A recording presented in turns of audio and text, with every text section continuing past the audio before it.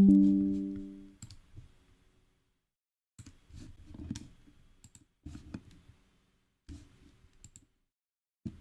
right.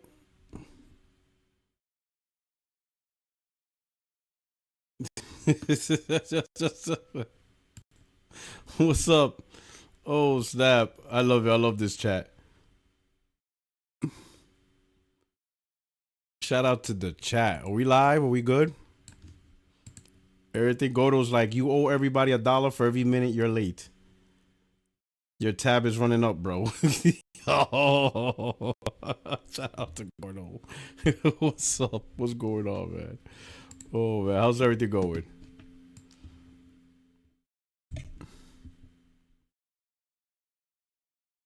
Like Jack Move says, are we live?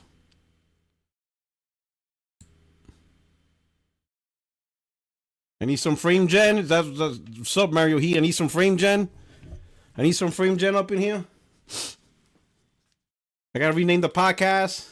60 frames, no lag. 60 frames with frame gen.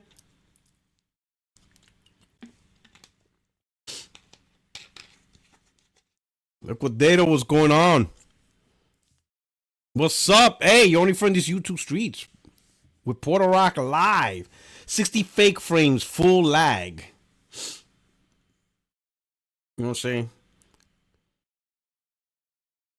I need this live to be endorsed by PSSR. Need some pisser up in here. So what's going on, chat? Hey, I really appreciate you guys rocking out. No guest today. Tried a couple of people, it just didn't work out. But next week, I do have a special guest, and it will be King David. You know, I wasn't able to get him this week. There was a couple of people I tried. It is what it is, Friday, right? So Friday's going to be a challenging for some people. But King David said he will be on next week.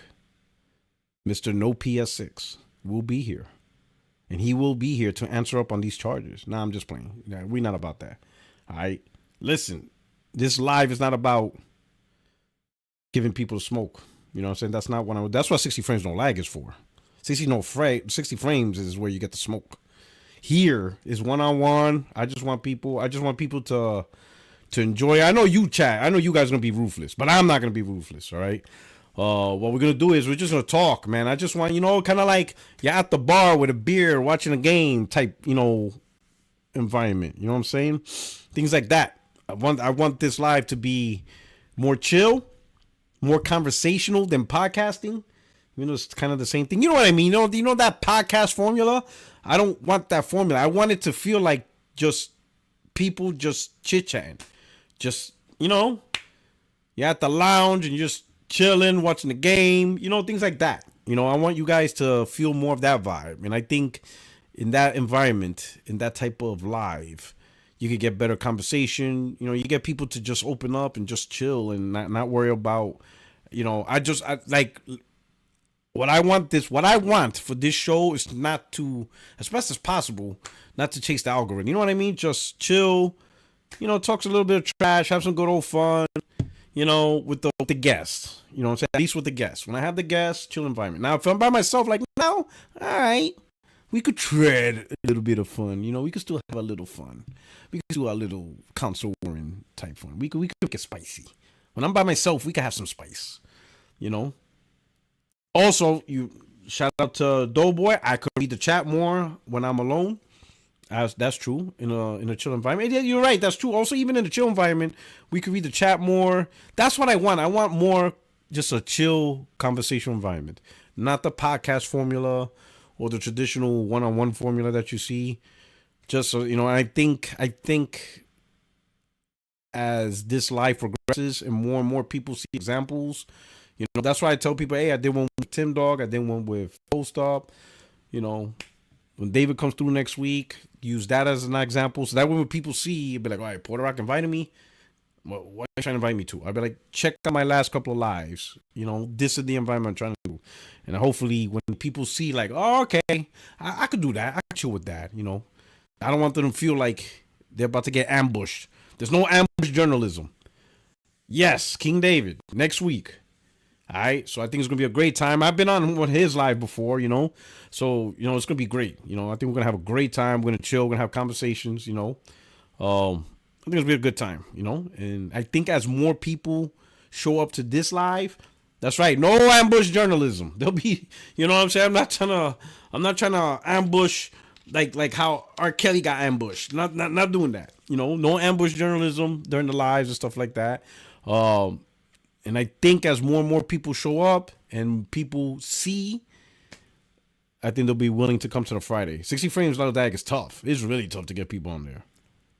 You know what I'm saying? It is. It's tough. But I wouldn't change it for the world. You understand what I'm saying? It is what it is. 60 frames is how would you say? Kill or be killed type world. You better defend your position. Because there's gonna be a lot of people, I ain't say a lot of people, but there's gonna be a few people on a podcast that's gonna call some BS. But he said because of extreme boy. Yo, listen, I have no regrets with Extreme being on the podcast. None. I am so glad, that he is on the podcast. You know what I'm saying? He's one of the. I'm glad. Like, listen, I appreciate of everybody who shows up podcast. Like J-Dub, for a while Jay Barry, but Jay Barry went on to do better things, you know what I'm saying? Plus he's spending more times with his snow bunnies, you know what I'm saying? So he got to do what he got to do, to make the snow bunnies happy. He's just a player like that, Got Craig Harris, of course I got the judge, the brain up in there. I appreciate everybody's like, wow.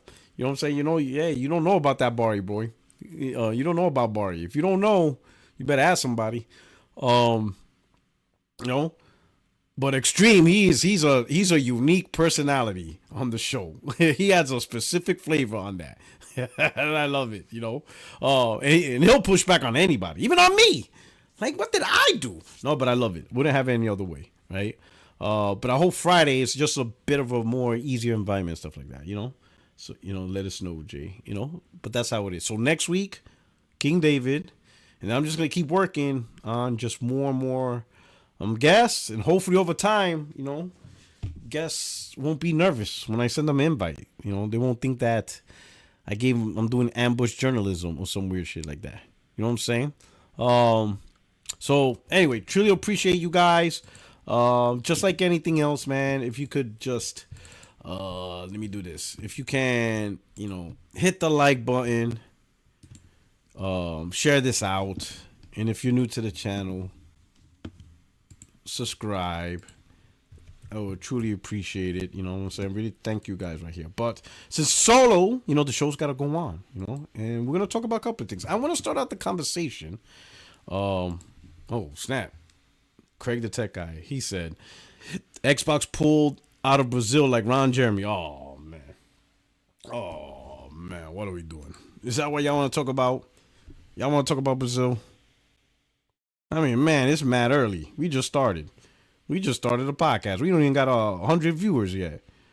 He already busting cheeks. What are we doing here, Greg? Like, we just started. You know what I'm saying? Oh man, what are we doing here? He said, the whole Brazil thing. Is that what we're doing here, Craig? We talking about Brazil? Come on now. I know we're not talking about Brazil. What are we doing? What we got here? Let's see. Hold on. Let me see the whole Brazil thing. I know that's been coming up. I saw that weirdness. Where's it at? I've been getting a lot of messages on that PC, dude. So we're gonna talk about it, right? We're gonna talk about it, but give me a minute. So where did I see that? Did I bookmark it? Hopefully I bookmarked it. I don't think I bookmarked it. Let me see. Did I bookmark it with the?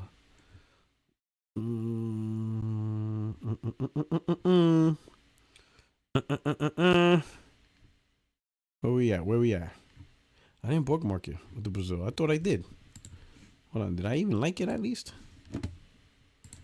You know what I'm saying? So what Craig is talking about apparently, that apparently there's potential. I guess Xbox hardware in Brazil is getting more challenging to find. Am I churching it up? Am I being nice? Am I being too nice? Yeah, I didn't save it. We'll see. Shout out to Glassdoor. The IG and Xbox guys are hurting this week. Oh yeah. Oh yeah. Things are coming back to haunt them. But where's the Xbox Brazil? I mean, I had that thing. I didn't think I was gonna bring it up, but thanks to Craig. Thanks to Craig.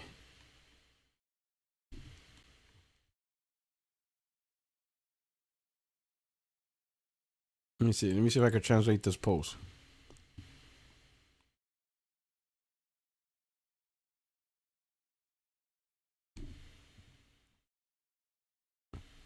Let me see. Okay, here we go. Oh, man, this is all in Portuguese. Ah. Let me see. How about this one? I need to translate. Can we translate this post?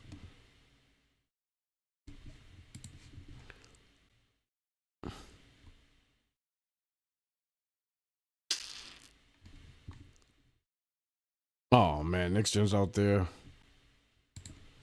Man, these Brazilian fanboys.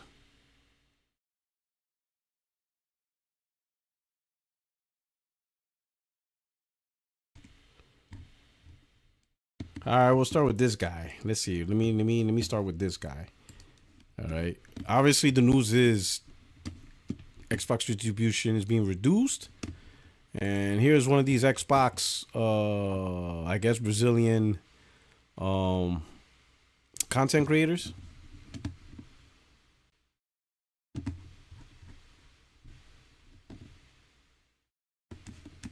As you can see here, anybody sees it right here? Let me make sure I got everybody here.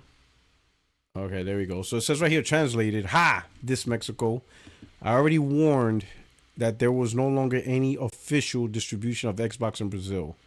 The price of consoles became no man's land, especially the Series X. In short, they want to force cloud down our throats here, regardless of everything. This is shameful. And then there's a whole thread of Portuguese, and I cannot help you. I wish it was Spanish, but I don't know what to tell you. You know, mm, mm, mm, mm, mm, mm, mm, mm, mm. You know, these Portuguese cats, they're the biggest fanboys. I mean, these guys were, y'all listen, they took over the Xbox fanboy mantra. Can we all agree to that? Xbox Brazilian fanboys, yo, ruthless. They put American Xbox fanboys to shame. Yo, Kid Smooth could never do what they do. Them dudes, bro, could never. There is, bro, stop. Not even Crap Gamer, boy. They were they're like the Joker, bro. Like, holy cow. Like Xbox and Microsoft had no idea what they were getting involved with by nurturing the Brazilian Xbox fanboy. Because, bruh, them dudes is different. Kids Move can never. Gaz could never. We Bleed Green, stop. Them dudes is built different. Yo, mate. Listen, so it's a death by 1,000 cuts, right? Death by an absolute 1,000 cuts when it comes to Xbox hardware, right? In the real conversation, here's a real conversation, right? Look at this right here.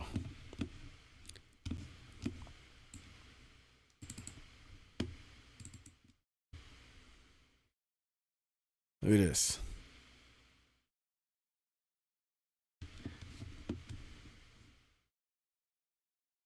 We gotta ask ourselves, man, like, at what point do they end up at zero? Because they're like always declining all the time. Like at a certain point, like, holy cow. You know what I mean? Now, to be fair, and this is bad, right? Now, to be fair, it did mention PlayStation. So right here, double-digit percentage decline compared to a year ago were seen across all major console platforms. PlayStation 5 hardware spending dipped 38%, so that's compared to January of last year. Xbox Series declined 50% and Switch 53. Now let me do this, bro. I wanna do this. I'm gonna look for January 2024 NPD.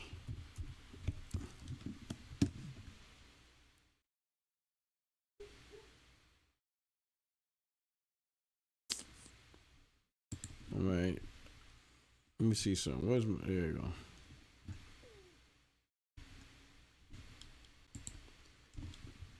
Oh, the problem is a lot of that data that he pushed was when he was on X, and now he closed his account. So when they link it, so let me see. I need to find. Yeah, fuck.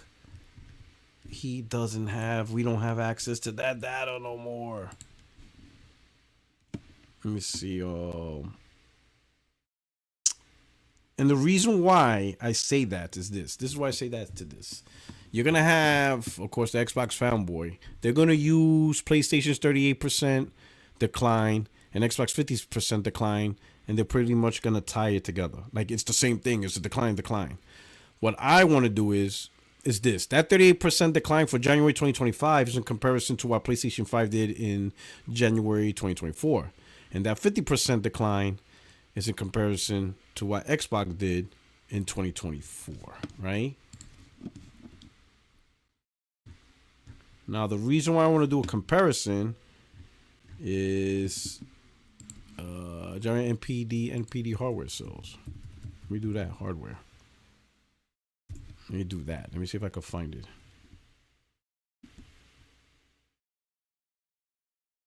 January 2024, come on.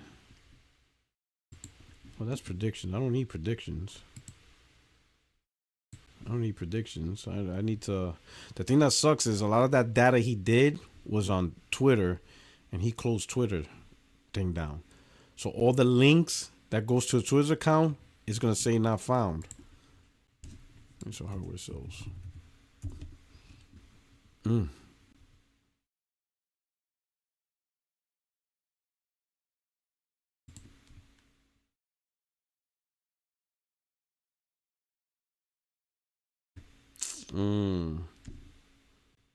DJ, come on. Oh, that sucks. Man, that sucks.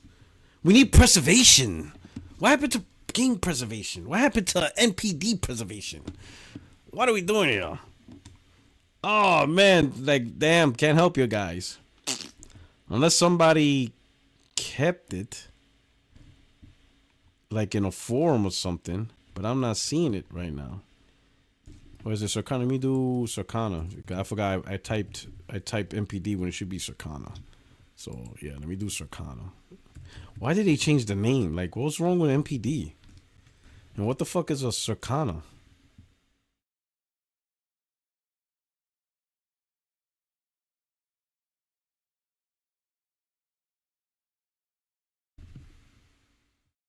Circana console hardware. Let me see. Oh man, I don't know, bro. I can't help you. I wish I could provide the data like the good professor, but it's not looking good. Because what I wanted to do again was compare how did PlayStation do in January. Yeah. That's what I want to do, right? And the reason why I want to bring up this, if PlayStation, let's say I'm just making up a scenario, right? Let's say PlayStation was up something percent in January of 2024, right? And they shot up, they had a great month, right? And now the following year, they didn't do as good. And let's say in January 2024, Xbox had negative decline. And now they even have further negative decline. It's not the same. You understand what I'm saying? But I can't validate that scenario. Oh wait, reset error. No, but again, they just screenshot it and it's no longer available. Well, not screenshot, but they linked it to Matt Piscatella's Twitter. And because he shut down his Twitter account, the data is lost. We have the game data, we have the game sale screenshots, but yeah, we're not gonna. There's, I guess. Oh well, can't make my point. That sucks. I mean, some sites talk about the game sales, but as far as hardware, can't really correlate the two. Damn, that sucks. That is trash. Let me see. Maybe VG Charts did a news report on Circana because they tend to do that too. They tend to. Why is it not loading? Come on, VG Charts. They tend to do articles.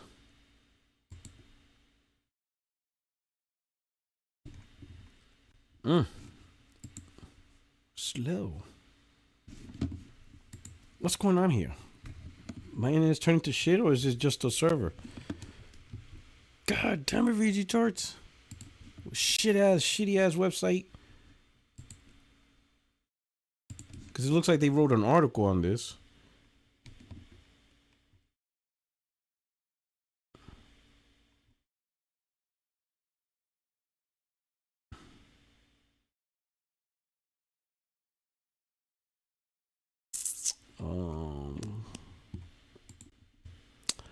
Yup. Yeah, I can't help it, man. I really wish I was able to do this for you guys, but it looks like nope. It looks like that's a negative there, Ghost Rider. As much as I would love to provide it for you, can't do it. It's the information's not there. Unless you guys found it and drop it in the chat, I can't see it. Damn, I wish he never shut down. He should have just left it open and like just not pay attention to it. Because there is a lot of stuff he put that is useful information that now it's gone. It is absolutely gone.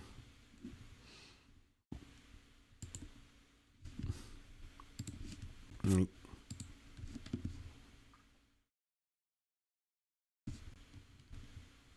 see. Oh wait, maybe there might be life. No, they only talk software sales, which is fine, but that's not the topic. You know, can't do it. We're gonna have to give it up. We're gonna have to give it up right now. Check your DM. Oh. That's right. You guys come through, man. You guys are the shit. You guys always come through. I have to go through. Let's see. All right. Well, I need So this is January 2025, but I need January 2024 data.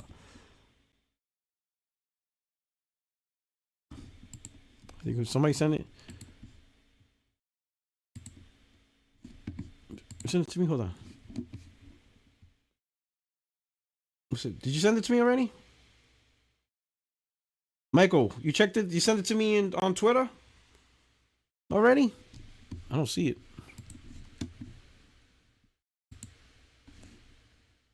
Oh boy.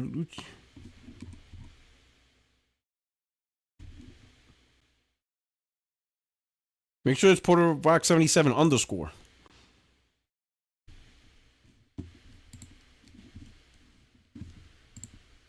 That's right, the Glimmer Gamers.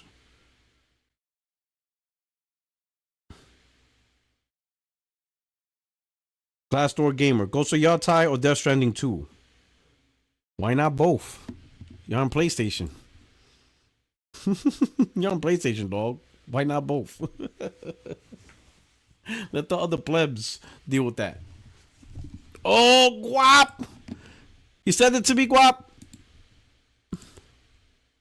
Guapzilla in the house. Why is everybody saying something's wrong with my internet? Because I'm not seeing shit in my DMs.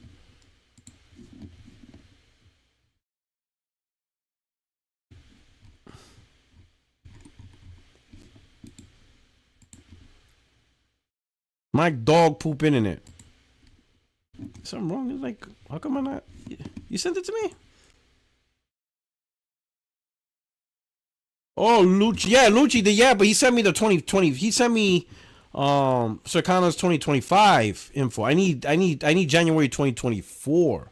That's what I need. Yeah, he linked me to Nibs January 2025. What I'm trying to do is this, right? This is what I'm trying to do. Let me make myself a little bit clearer. So what they're gonna use this what you see on the screen, that's Matt Piscatella. He's talking about January 2024, Circana results. Now he says right here, double-digit percentage declines compared to a year ago were seen across all major console platforms. PlayStation 5 hardware spending dipped 38% year on year, with Xbox Series declining 50%. Now, that means in comparison to January 2024. Now, what you're gonna see is narrative that PlayStation hardware is down 30%, Xbox 50%, consoles are dying, blah blah blah. Okay. What I want to do is I want to show how PlayStation did in January 2024 and how Xbox did in January 2024, right? And then compare January 2025. Because if PlayStation was up in January 2024 and Xbox was down January 2024, and now a year later, when we compare the two, Xbox is going furthering down. Does that make sense? And that is what I'm trying to do. Let's see. Is that 2023 though? That's 2023 though. I need 2024, right? So this is 2023 guap. I need January 2024, and I'm telling you, for whatever reason, it's hard as hell to find. I don't know why. To be honest, I don't know why 2024 is so hard. It was just last year. I sent it. You sent me 2023, unless you sent another one. That's February. That's for January 2023. I need January 2024. I need last year's, because this 38% is comparing to January 2024, not January 2023. It's the year over year. What about Zuby Tech? Let me see. I could probably do that. Let me see. Zuby. He might have it. You know what? He might have it. From Zuby, January, MPD. Let me see. He has January 2025, January 2022. Let me see. Let me go for the latest. Okay, or maybe he calls it Circana. No, he doesn't call it Circana.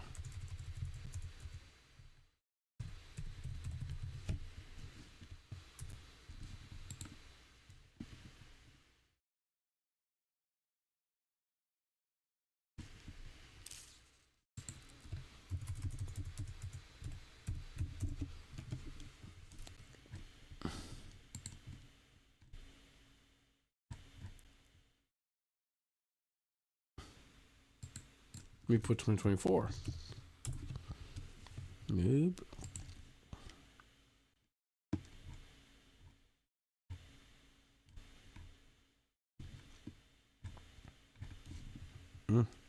Why is 2024 so hard to find? Like, this is ridiculous. This is stupid.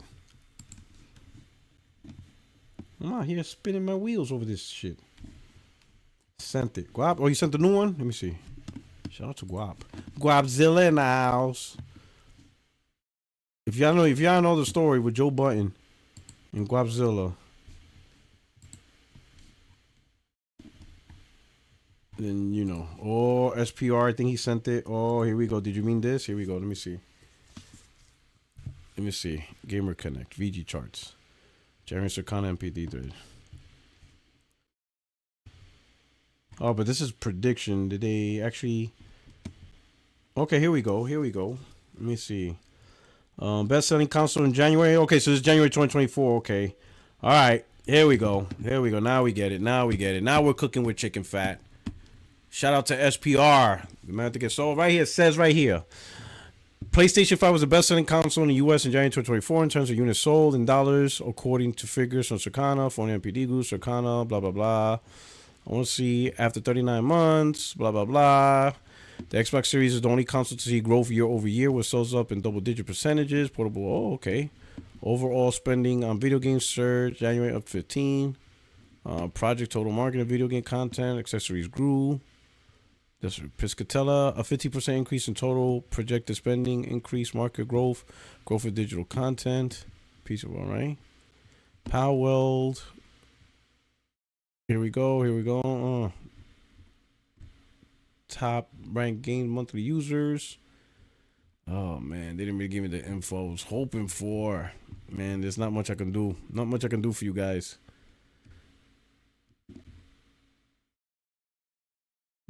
That's just estimates. Too wrong in revenue. Yeah, that doesn't link to. Yeah, this is the article right here. Didn't really give me. After 39 months of the market, lifetime sales of PS5 is tracking 7% ahead of PS4 and 68% of PlayStation 3. Yeah, but I wanted to know specifically. But this say this: Xbox Series is the only console to see growth year over year, with sales up in the double-digit percentage range. Portable PC devices aren't included in hardware growth compared to years ago. It doesn't say anything about PlayStation. So it does say that January 2024 compared to 2023 was growing for Xbox. At least from that front end. Well, can't really help you on that one. You know what I'm saying? I guess that narrative's gonna have to stick. Can't do nothing, bro. We're gonna have to cop a plea. We're gonna have to cop a plea. You're gonna have to serve 5 years. You're gonna have to serve 5-year sentence. You know what I'm saying? You got the serve 5-year sentence. But we all know Xbox Series compounding problem. Month after month, quarter after quarter. And what you call it, this is what we really have to ask, right? But we really have to ask this, right? I think y'all seen my video with Alex. My little commentary, right? And this goes into the question, right? Gamers who like Xbox consoles, this is you. You really have to be serious and ask yourselves, do you have faith in Xbox hardware going forward? Because you're going to be putting your money where your mouth is. That's really what it comes down to. It really comes down to you specific gamers and how many are left within that group. You know, a few left already this gen, and went to PC. Who knows? Some went to PlayStation, stuff like that. But the ones who really enjoy Xbox, really enjoy, you know, their console, enjoying Game Pass, right? Y'all have to ask yourselves, do you feel confident in Microsoft being serious at a minimum, right? At a minimum, to always support the console, and you don't have to worry about them saying, you know what, we're gonna make an announcement. We are stopping production of consoles. Like, for example, if they do make a new console for next generation 2028, do you feel confident that they will support that console for the entire generation? That means from 2028 all the way to 2035, right? 29, 30, 31, 32, 33, 34, 35. Yeah, 35, 36. Or 7 years. Let's say 7 year gen, 35. So from 2028 to 2035, do you feel confident that at no point within that 7 year span, they will come out one day and say, we have ceased production of Xbox consoles. Thank you so much. You know, whatever. This is a sad time, blah, blah, blah, blah, blah, blah. For those that still have the console, we will still provide updates and blah, blah, blah. We will do still or whatever. You know, kind of like when they shut down Mixer. You know, Mixer was bad, though. They shut that down in the middle of the pandemic. But you see what I'm saying? That's the question you guys really need to ask yourself, right? Do you foresee the next generation Xbox surviving a full 7 years, right? Do you see Microsoft just straight up say, yeah, we're going to support. We launched it. That's right. We're going to keep going. No matter what, we're supporting that console. No matter what. We're not going to end production. We're going to see the 7 years through from 2028 to 2035. That's exactly what you have to ask yourself. I personally would not. Yes, it's live. We are live. We are most definitely live. Absolutely live, Nate Dogg. Right? I personally would not risk it. Right?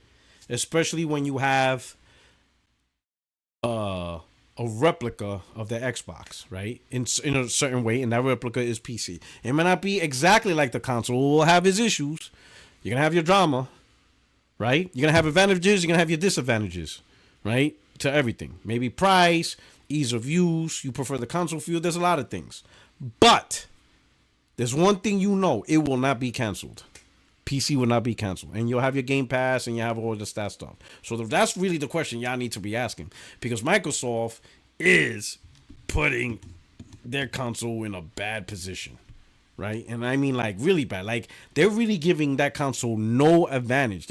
You can only use Game Pass for so much, right? Now even your Xbox shows, your Xbox centric shows that are Xbox centric for the Xbox gamers. Phil said we're still gonna talk about PlayStation and Nintendo because we want them to know the games are coming to their platform. So you can't even have your own shows as an Xbox console guy, right?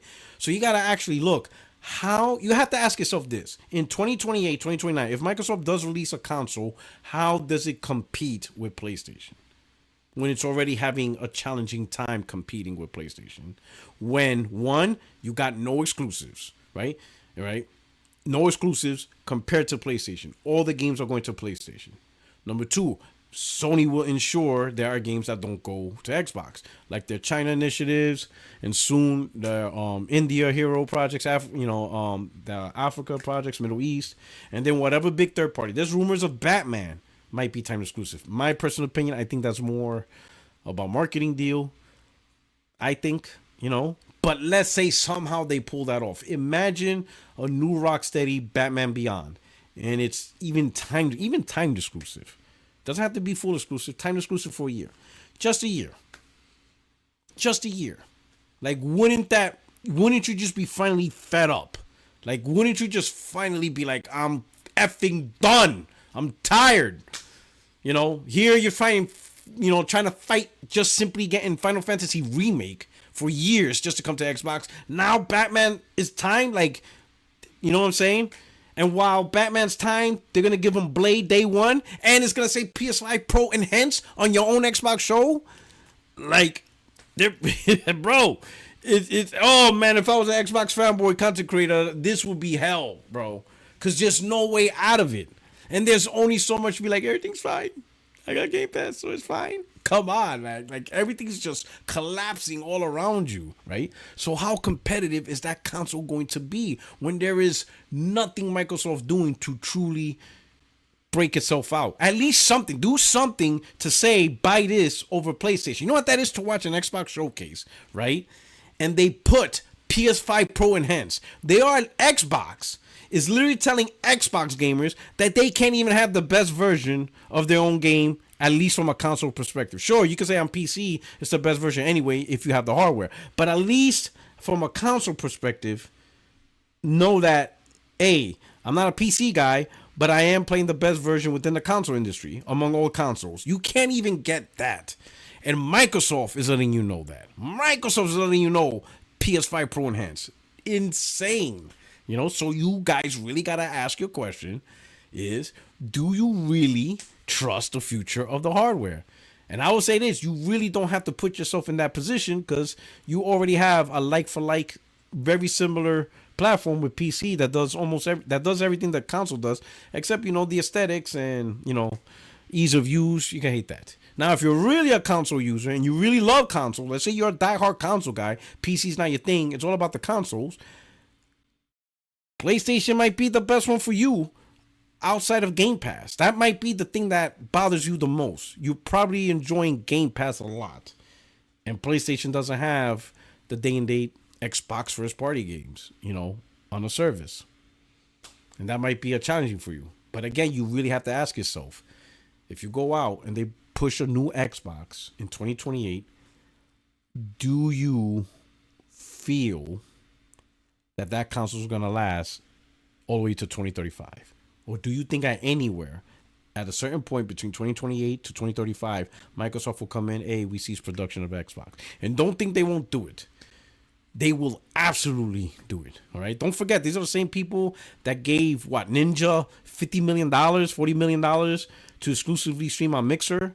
They got Shroud, Ninja, and other content creators to come and exclusively stream on Mixer. And then like within a year, they just shut it down. And Shroud and whatchamacallit, Ninja and them, they were able to keep their money. They didn't have to give it back. These guys got paid like sports contracts, like literally sports level contracts. Contracts that you see in professional soccer, baseball, hockey. Hell, most of the professional players in these sports don't even get $40 million. Most of them don't. It's usually like the superstars and the all-stars and the really good players. A lot of players are only making like $1 million. And you got Shroud and Ninja bucking up with $40 million to stream on Mixer, only for Microsoft to shut it down a year later because they don't give a damn. You know what I'm saying? So Microsoft will shut something down. All stop. They shut down Mixer when was it? July 2020, in the middle of the pandemic, when you had content creators thinking that they could at least rely on the revenue they make from Mixer to survive the pandemic when everything was shut down. Microsoft gave no F's. They said, you better start doing DoorDash because you ain't making money from us. They cut that thing. Oh, man. Gordo P23 says, rumor has it the new Xbox will have Steam. If that's true, then how would they subsidize the cost of the console for consumers? If it has Steam, I don't consider it's a console. They're going to try to advertise a console, but it's a PC pre-built in a box. That's pretty much. They're selling pre-built PCs. The UI will probably give it a good console feel, right? But it's a PC. That's why it has Steam and stuff like that. If it does have Steam, it's not going to be a specific Xbox centric device that has Steam OS or whatever, because then at that point now you're dealing with Steam, the company, with Steam OS and stuff like that. I think it's just PC, and it gets installed, and you install Steam, not only Steam, but you install whatever, Epic Game Store, anything, But here's the thing, it won't be subsidized, and that's what I said in like previous videos, like with the OEM manufacturers. None of those products will be subsidized. They will cost, and they're going to be a pretty penny, because each of those devices would have to be sold for profit, and not just small marginal profits to get by, like big profits, because that's going to be the main focus. So that's going to be interesting. Glassdoor says, what third party is going to support a new console? That's interesting, right? That's going to be really interesting too, because the new Xbox launches, some companies might be like, I mean, the bigger ones are always going to do it. The Maddens, the EAs, 2K, certain games are just going to be there. But others might be like, you sure, Xbox? You sure? Now, if the new Xbox has Steam, then they're just gonna make the game for Steam, and since the console has Steam, just buy it at Steam. They won't. That's another thing. They won't even have to make the Xbox version for the Xbox store. They'll just make the Steam version, since the new Xbox gamers will have access to Steam store. Which, how does that help Xbox now? They just gave up their 30% cut. As small as it is already, they pretty much nullified it. I mean, listen, the fact that we're asking questions over a console, it shouldn't be that hard. Let's talk about PlayStation console for 2028, assuming it comes out in 2020. Really, that's really the conversation for PlayStation 5. We'll make this a PlayStation 5 console. We only have to worry about two things. When does it come out? What price? Well, really three things. I'll say three things. And the third one, it's just a slim. It's like a 2% concern, right? Number one, when does it come out? Will it come out in 2028? Yoshida says, it sounds about right. But given how long it's taking to make games and how well PlayStation 5 launched, let's be honest, PlayStation 5 is good hardware. I'm not listening to the PC fanboys and stuff like that. I'm looking at it as, I'm literally comparing the PS5 from a hardware perspective to every generation. This is the best hardware Sony has ever released for its time. Better than the PS1 for its time. Better than the PS2 for its time. Definitely better than the PS3 for its time. And definitely better than the PS4 for its time. No cap. This is the best example of a hardware for the generation. They have done a phenomenal job. PlayStation 5 is masterpiece. It is master class. Absolutely amazing. But with that success, with that amazing thing, oh yeah, I bought a PS5 Pro because it's just better than the PS5. So no shit, Chucknet. You know, PS5 Pro is better than the PS5. That doesn't make the PS5 bad. But for a launch console, it's amazing. The Pro's better though. But it's a Pro. Obviously, it's going to be better. But a launch console that's supposed to survive 8 years, at least 7 years, 8 years, PS5 Pro is phenomenal. Now, here's the thing. Because of it being so phenomenal, it could potentially extend the generation because it's that good. The success and how well they did it could mean it could extend the gen for the sake of giving developers more time to produce games during the gen.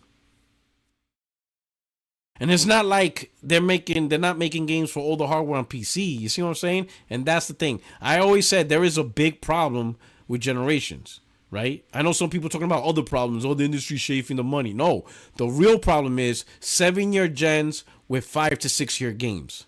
That math doesn't work. 5 to 6 year games means you might get one game from a developer per generation. That can't happen. We need more than one game developed from a developer, across from everybody. Third party, first party, second party, doesn't matter. You know?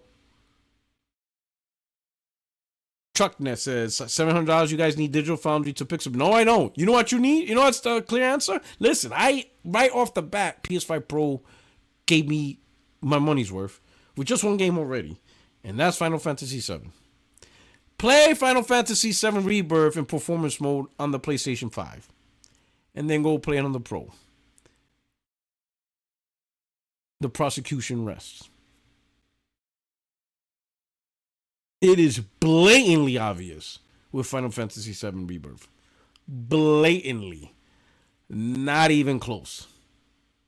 If I didn't have the Pro, I would have played Final Fantasy Rebirth at 4K 30. Because the performance mode was really blurry. And I said plenty of times live, I was not impressed. I have not been impressed with Square Enix this gen from a technical competence level. Especially how they've been for years. Like, they were the ones that would make some of the most beautiful looking games on PlayStation. On PlayStation 1, you know, PlayStation 2 and stuff like that. I mean, they made great looking games. You know, they were technically competent. But this gen, I'm like, what the F? From a technical competence. You know, from the graphics side and all that stuff. I'm like, man, what are we doing here? I would have played Final Fantasy VII Rebirth at 4K 30. Because the 60 mode, you saw the update they did. They created sharp mode or softness mode to try to compensate. Man, that didn't work. But on the Pro, ooh, chef's kiss. Sublime. Oh my God, you're like licking my finger. I'm licking my fingers now thinking about it. Tifa never looked so good on the PS5 Pro. Love it. You know, absolutely love it. You know, and I didn't buy the PS4 Pro. So even from a mid-gen refresh perspective, Sony knocked it out the park. Sony really knocked it out the park this gen, right? Indiscriminately with their hardware. Perfect execution, right? I think the weakest is the VR2, but from a technical perspective, that thing is amazing. There's even recent videos of like the hand gestures, and it's smoke checking meta whatever 3, the Meta VR. Like, they did a hand comparison, and like the PlayStation VR 2 version actually stops. The character stops while the Meta, like, the hands go through. Like, from technical perspective, amazing. But the only thing is a niche product. Not a lot of people are gonna buy VR 2. I think it gained more ground on the PC side though. But you know what it is, man. I haven't played VR. You know, PlayStation has a lot of games. I'm going off on a tangent right now, but PlayStation has a lot of fucking games, right? Like right now, I'm scheduling. Right now, I have. Listen, so this is what I do. So I schedule out, because this is the only way I can manage gaming on PlayStation, right? So whatever new game that I really want to play day one, that gets priority. But after I beat that new game, I pick 3 backwards backlogs, like 3 games I got to do on the backlogs. So let's say like if there's a new game, I don't play 3 new games in a row. I can't. So I play the new game that I want. Then I play 2 or 3 backlogs. The 4th game will be a Yakuza game. And then I do another new game. And then I repeat the cycle. New game, 3 backlogs, Yakuza, new game, 3 backlogs, Yakuza, until I finish Yakuza. Then once I finish Yakuza, it'll be off the pipe. Because that's the only way I could catch up to Yakuza. There's like 35 of them shits. They don't stop making Yakuza. That's all Sega's doing right now. Stop it. There's like 50 of them. And they're all good. But anyway, that's literally what to do. Now that I think about it, I got to include my VR because there's amazing games that I bought. And I'm like, wait a minute. I'm not giving my VR love. So now I decided this. I'm going to choose 1 week out of the month, either the 1st, 2nd, 3rd, or 4th week, and that would be VR week. So 3 weeks will be PS5 week, 1 week is VR week.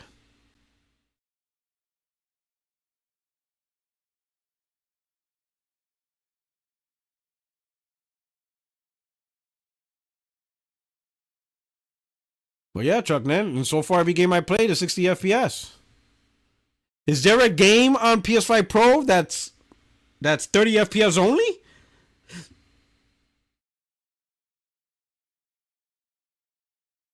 Hell, even the games that are 30 FPS only on PS5, on the Pro is 60 FPS. I mean, I'm not going to play this game, but what is it? King of Ants? Godzilla said, hold up, P-Rock. Got a PSVR too? Oh, my brother. We PSVR gang. We're twinning, brother. We twinning. We are twinning, bro. What you talking about? We twinning, bro. You kidding me? We twinning, bro. I'm about to wear this for the rest of the podcast. You know what I'm saying? About to wear this for the rest of the podcast. We twinning, bro. Absolutely. Hit me up. Drop your top 10 in the DMs. You know what I'm saying? But I gotta give this thing love. PlayStation got a lot of games, so I'm gonna create VR week. So 1 week out of the month, I'm just gonna boot up VR, and that's it. That's what I'm gonna play. PRV. So I'm gonna do a poll. I'm gonna do a poll right now. I'm gonna let you guys decide. Start a poll. What week should be PSVR 2 week? I'm gonna have 4 options, obviously. Week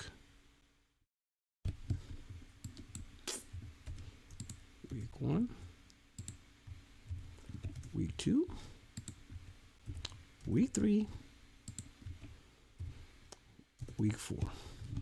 You guys decide what's gonna be by the end of the live. The one with the most votes, that will be my PSVR week. Start a poll, and there we go. So please vote.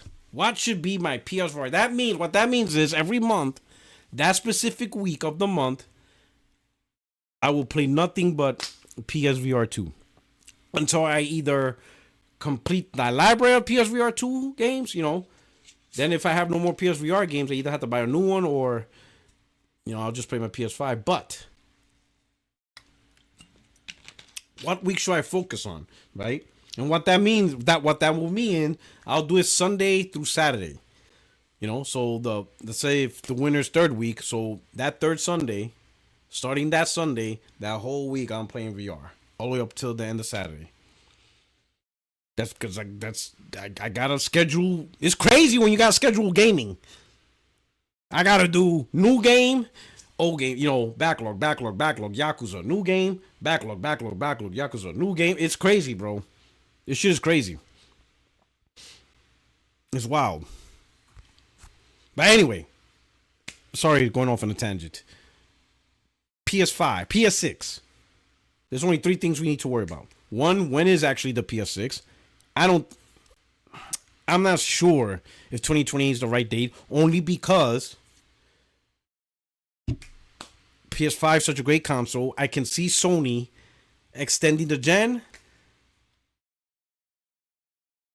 And again, 6 year game development in a 7 year gen, that's not gonna work, man. That's gonna hurt us. We're gonna see less and less games. So the only way you can see more, there's only two ways you can see more and more games. A couple of ways. Way number one, right? Assuming the industry doesn't want to grow more developers, meaning they want to stick to the same size studio. So that means the consistent output doesn't change because you don't have more people. So if that's how they're going to keep it as, more games during a generation means you have to extend the generation. So it can't be 7 year gens. You'll have, let's say, 10 year gens. So within a 10 year gen, 5 to 6 years development, you'll get at least 2 games, maybe 3, depending on things like that. So that's one way. Number two, they stop making these big budget AAA games of the highest scale and they focus more on AA games. But we all know how AA games may not get the sales. I think Yoshida's interview, not the one with Colin Moriarty, but the one on, from the website, he mentions that we're at the point now, either, like AA games don't really do well anymore. It's either you're an indie or you're a AAA. When he was talking about Japan Studio, was that from the Colin Moriarty or was that from the Venture Beat? I don't know, but he did mention go hard or go home, for Japan Studios. But the AA type games ain't really mentioned well, and I don't know why. Why don't we like AA games? I don't know.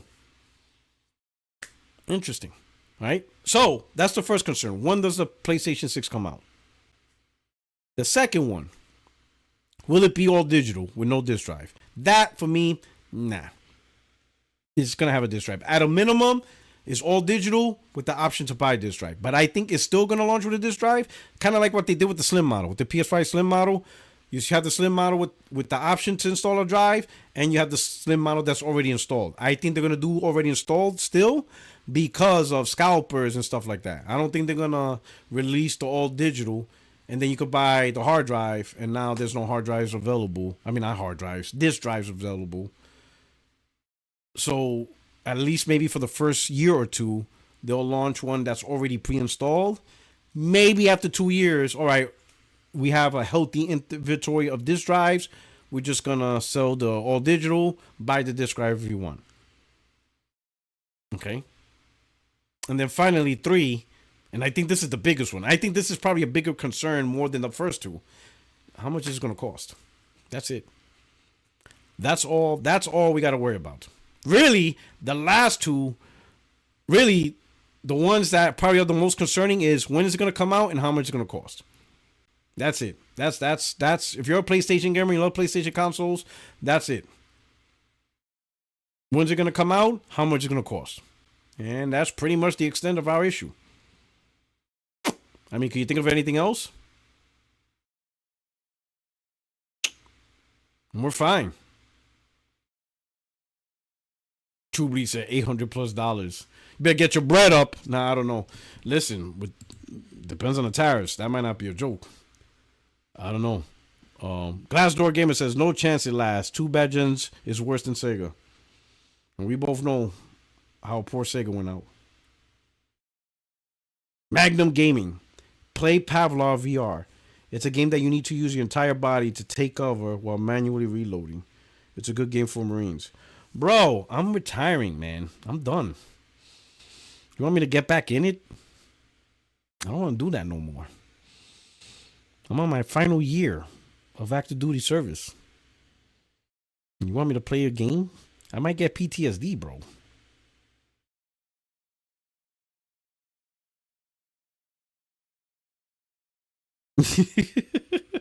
You know, see? You want me back in action, bro? Listen, war's over. It's time for me to go home. I'm planning to collect my VA checks. I'm trying to get my VA checks, right? I'm getting my pensions. My man Magnum wants me back in a fight. War never changes. Nah, no doubt. If it's that good, definitely. Oh, and stuff like that. Oh man. But that's it. That's all we got to worry about as PlayStation gamers. Xbox gamers, seriously, listen. I'm being genuinely honest. Ignore the shit talking, whatever. Don't even pay attention to my videos. You guys really have to ask yourself, do you have faith in Xbox that if they do release a new console, they will support it and they will not discontinue it for the course of the 7 years from 2028 to 2020 to 2035. That's it. Really think about yourselves on that one. All right. I want to do something real quick. Let me see what I got here. I want to do something right here. What can I do for you? What can I do? All right. This is what I want to do. Okay. So, y'all saw my Alex video yesterday, right? You'd be surprised how many people in the DMs come out. Oh, why are you picking on Alex? Oh, you're such a fanboy. You're such an asshole. He's fair. He's neutral. He's balanced. You never cover when he talks shit about Xbox. I'm like, oh my God. I'm like, bro, he's not having sex with you. He's never gonna pick you. Why are you coming to my DMs? Like the nerve. I delete them shits and block them. Don't be coming into my DMs defending another man. Are you out your damn mind? He ain't picking you. What is wrong with you? Alright, on Twitter timeline, yeah, talk your stuff, but they DM me. You think we're gonna have a personal conversation over this? Do you want my Instagram and Facebook too? Like, what is wrong with you? Why are you coming to my DMs talking about this? They come to my DMs to defend them. You never look at his he's fair and balanced like Fox News. Shut the fuck up. Why are you coming to my DMs with this shit?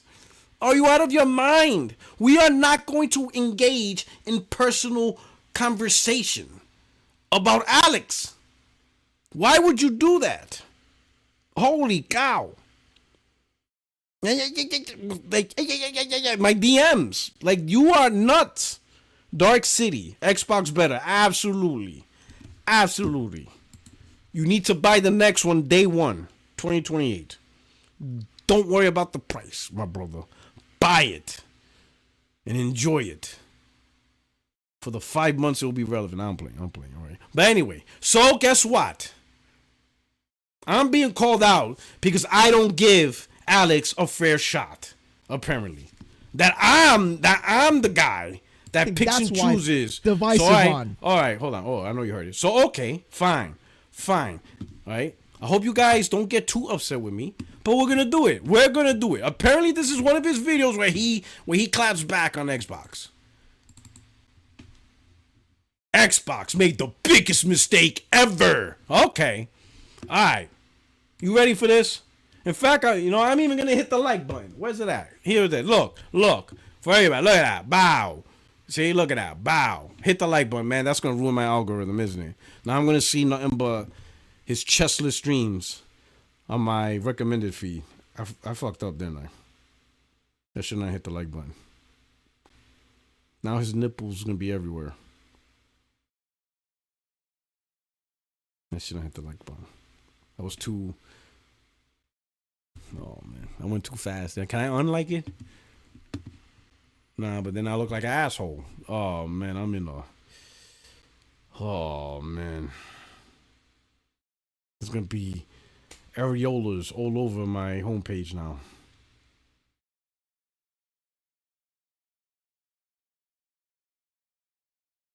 Right? No, we're not going to stir up. Hey, John, I'm going to say, relax, don't stir up. No, I'm not going to stir up. I'm actually going to see... Because it's like, hey, I don't give him a fair shot. I'm gonna give him a fair shot. This is him talking shit with Xbox. So we're gonna give him a fair shot. That's all it is. It's just a fair shot. Right? We're gonna listen to him. 17 minutes. We're gonna go in. He said Xbox biggest mistake ever, and we're gonna do it. This is one of those. You hear it all the time. I'm not the only one that hears this stuff, right? Where they say, oh, he talks about Xbox. All right. We're gonna see. Let's go, Alex. All right. There's one. Now hold on. I'm gonna do the. What is it? Playback speed. Okay, we're gonna go 1.5 speed. So remember, he was talking real fast in my last video. This is why. So it speeds up the video. Do a live interview and interview. Oh, absolutely. And he will come, because we're cool outside that. Why don't you debate Alex live? I could always debate. Listen, y'all guys talk to me like I'm not the king of debates. I'm scared of nobody. I would love to debate anybody. They just don't want to do it. But I'm gonna try to get Alex sex free.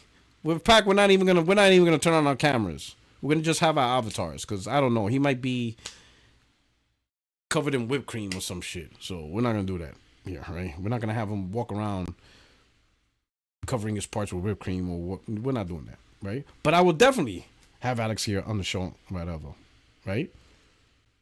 Get Dark first, right? He's mad at me because his Xbox sucks, and he's stuck with his Walmart PC. Like, bro, I didn't tell you to get a Walmart PC. Like, even I know not to do some dumb shit like that. A PC from Walmart, he's blaming me. Like, I forced him into that. Like, bro, you should have went to CyberPower or even Alex in the Starford. You could have went and got that PC anywhere else. You decide to go to Walmart, and then he calls me like, oh, my power supply, this ain't that, and this power supply is made in Indonesia. I'm like, bro, I don't know what to tell you. Do you buy your sneakers in Walmart too? Like, bro, I get my kicks at Foot Locker. Like, I don't know what to tell you. He mad at me because he chose Walmart. Like, who the hell buys PCs from Walmart? I don't even buy TVs from Walmart. Hell no. Nothing. Maybe a controller or a game. I don't even buy my console from Walmart. He mad at me because he got a Walmart PC. That's not my fault. But of course, Alex, definitely on the list if he's available. But I know he'll come. He'll have no issue coming. He'll have no issue coming to the show. He's a good dude. Like, offline, he's a good dude. You know what I'm saying? He does this for the pizzazz. But I'm going to be fair. Let's see what he's talking about. Xbox biggest mistake ever. I want to see what's their biggest mistake ever. For me, it's no exclusives, but hey, I guess I'm old thinking. But let's see. One thing the internet is incredibly divisive on. It's artificial intelligence. You thought I was going somewhere else. No, it's actually the use of AI. There are a massive amount of people. All right, so Xbox biggest mistake is AI. Okay. Not games. Not making trash-ass games. 60 Metacritic games. No game of the years. No goldies. No exclusives. It's AI. Now I'm playing. I'm being nice. Let me be nice. People who actually feel that AI is a good thing, can be used as a possible tool. I'm one of those people. In fact, I think that AI, if used correctly, can be used to enhance what you're trying to do rather than replace. But there are others who are vehemently against AI in all forms and, of course, in everything about it. But you see, the thing is, the problem isn't with just AI and its existence. The problem... So, how you guys feel about that? I'm going to tell you this. I'm the same way. I think AI can be used in a great way for great many things, but I know it's going to be used primarily in a way that meets corporate shareholder goals.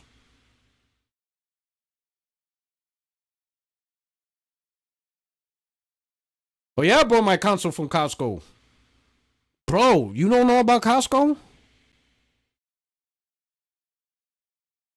You don't know about that Costco life? Should I tell him, you know what? F you. I ain't telling you shit. The rest of the chat knows. They know. For those in America and those have Costco, they know. You, I'm going to leave you in the dark. I don't like you anyway. Stay in the dark. Talk your shit. Ha, bought a Costco. F you. I ain't telling you shit. You don't get to know. If you know, you know. You don't know a damn thing, Chuck, man. Stop lying. All right? Because if you know, you know. But you don't know. So stay ignorant. You know nothing. The rest of the chat knows. We know. Costco, we know. But you don't know. So shut up. Deal with it. Oh, here we go. Problem is how companies and corporations are implementing AI to not only provide cheap slop that's being pumped out continuously, rather than trying to fix a lot of issues that are happening across actual product creation or even customer service. What they're doing instead is just dumping people out of jobs that really need to be there in the first place because nobody wants to talk to a robot, although there are a few people. You guys are weird. And of course, trying to Yeah, those are PC gamers. Nah, I'm playing. I'm not, man. To cut out as much labor costs as they I'm not trying to pick on you. I'm playing. It's jokes. possibly can to in fact make more money than they possibly can by continually pumping out content, regardless of whether the quality of the content is good or even if it has any soul or heart or merit attached to it. Look, I know somebody's going to be like, well, who cares about soul, heart, or merit when I just want the content? You have an argument there. You absolutely do. However, though, I'm going to have to stop you from watching all of the brain rot you've been consuming lately and maybe try to read a book every once in a while. You might be able to go outside and touch some grass. But besides all of that happening, in my personal take on the matter, I think AI can... So, back, how y'all guys feel about AI? Again, like I said before, I understand the theory of doing good things. And in some areas, it will do good things. But make no mistake, a lot of industries using this to replace human workforce. I think there's a coffee shop now. What was I listening to that? I think I was listening to a podcast on the phone. And apparently there's a coffee shop, a small coffee shop in Vegas, or Nevada at least, but I think it's in Vegas, that's fully automated, meaning the server is an AI robot. And they're making coffee. I didn't follow up to look at it. I mean, I should look it up now, but the main thing is this, and this is so when I was going for my degree for information technology management, there was a lot of case studies I had to read up on AI, the future AI, whatever. The one thing that was good about my college was it was the ethical use, right? And all that stuff. But while still learning and reading and on all the progress, like it was, like picture this. We'll use a truck driver, right? How far is New York City to Los Angeles? How many miles is... let me go to Google Maps. I'm gonna tell you why. Because picture this. Let me explain this. So Google Maps. All right. NYC to... I'm gonna do directions. NYC. Los Angeles. All right. Let me put this on the screen.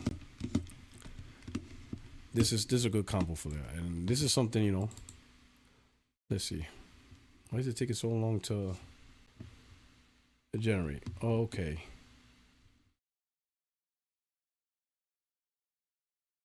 All right. So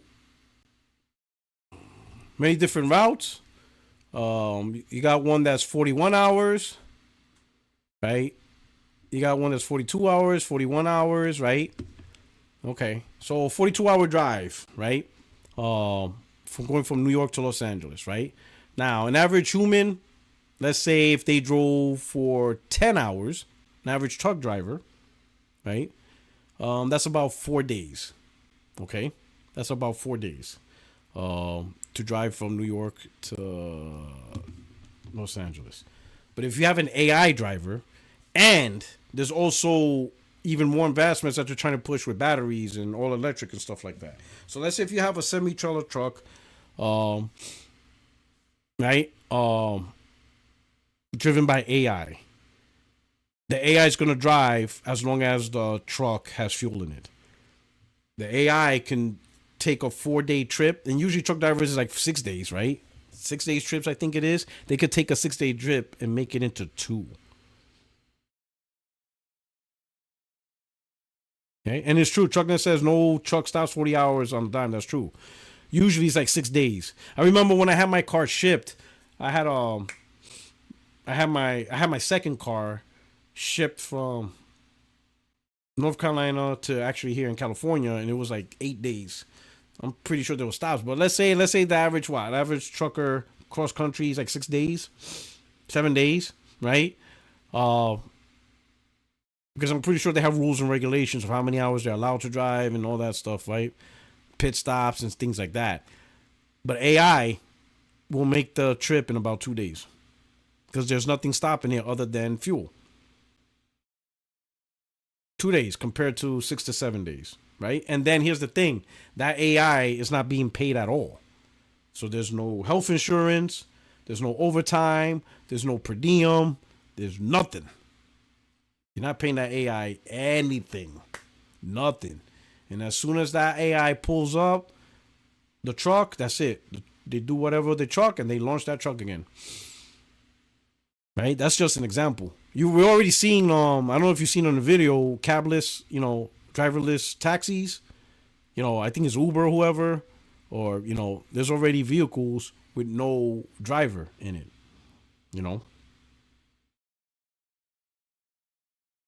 It's insane, right? So even cab drivers are eventually going to be obsolete. Now here's the thing. Let's do a little sidebar combo. You're drunk, right? You order a cab. A driverless cab picks you up. You're in the back seat. And you go home. That's legal, right? Anybody see a problem with that? Now here's a question for you. You have a fully automated car, driverless. You're drunk. You're in the backseat of your car. Is that drunk driving?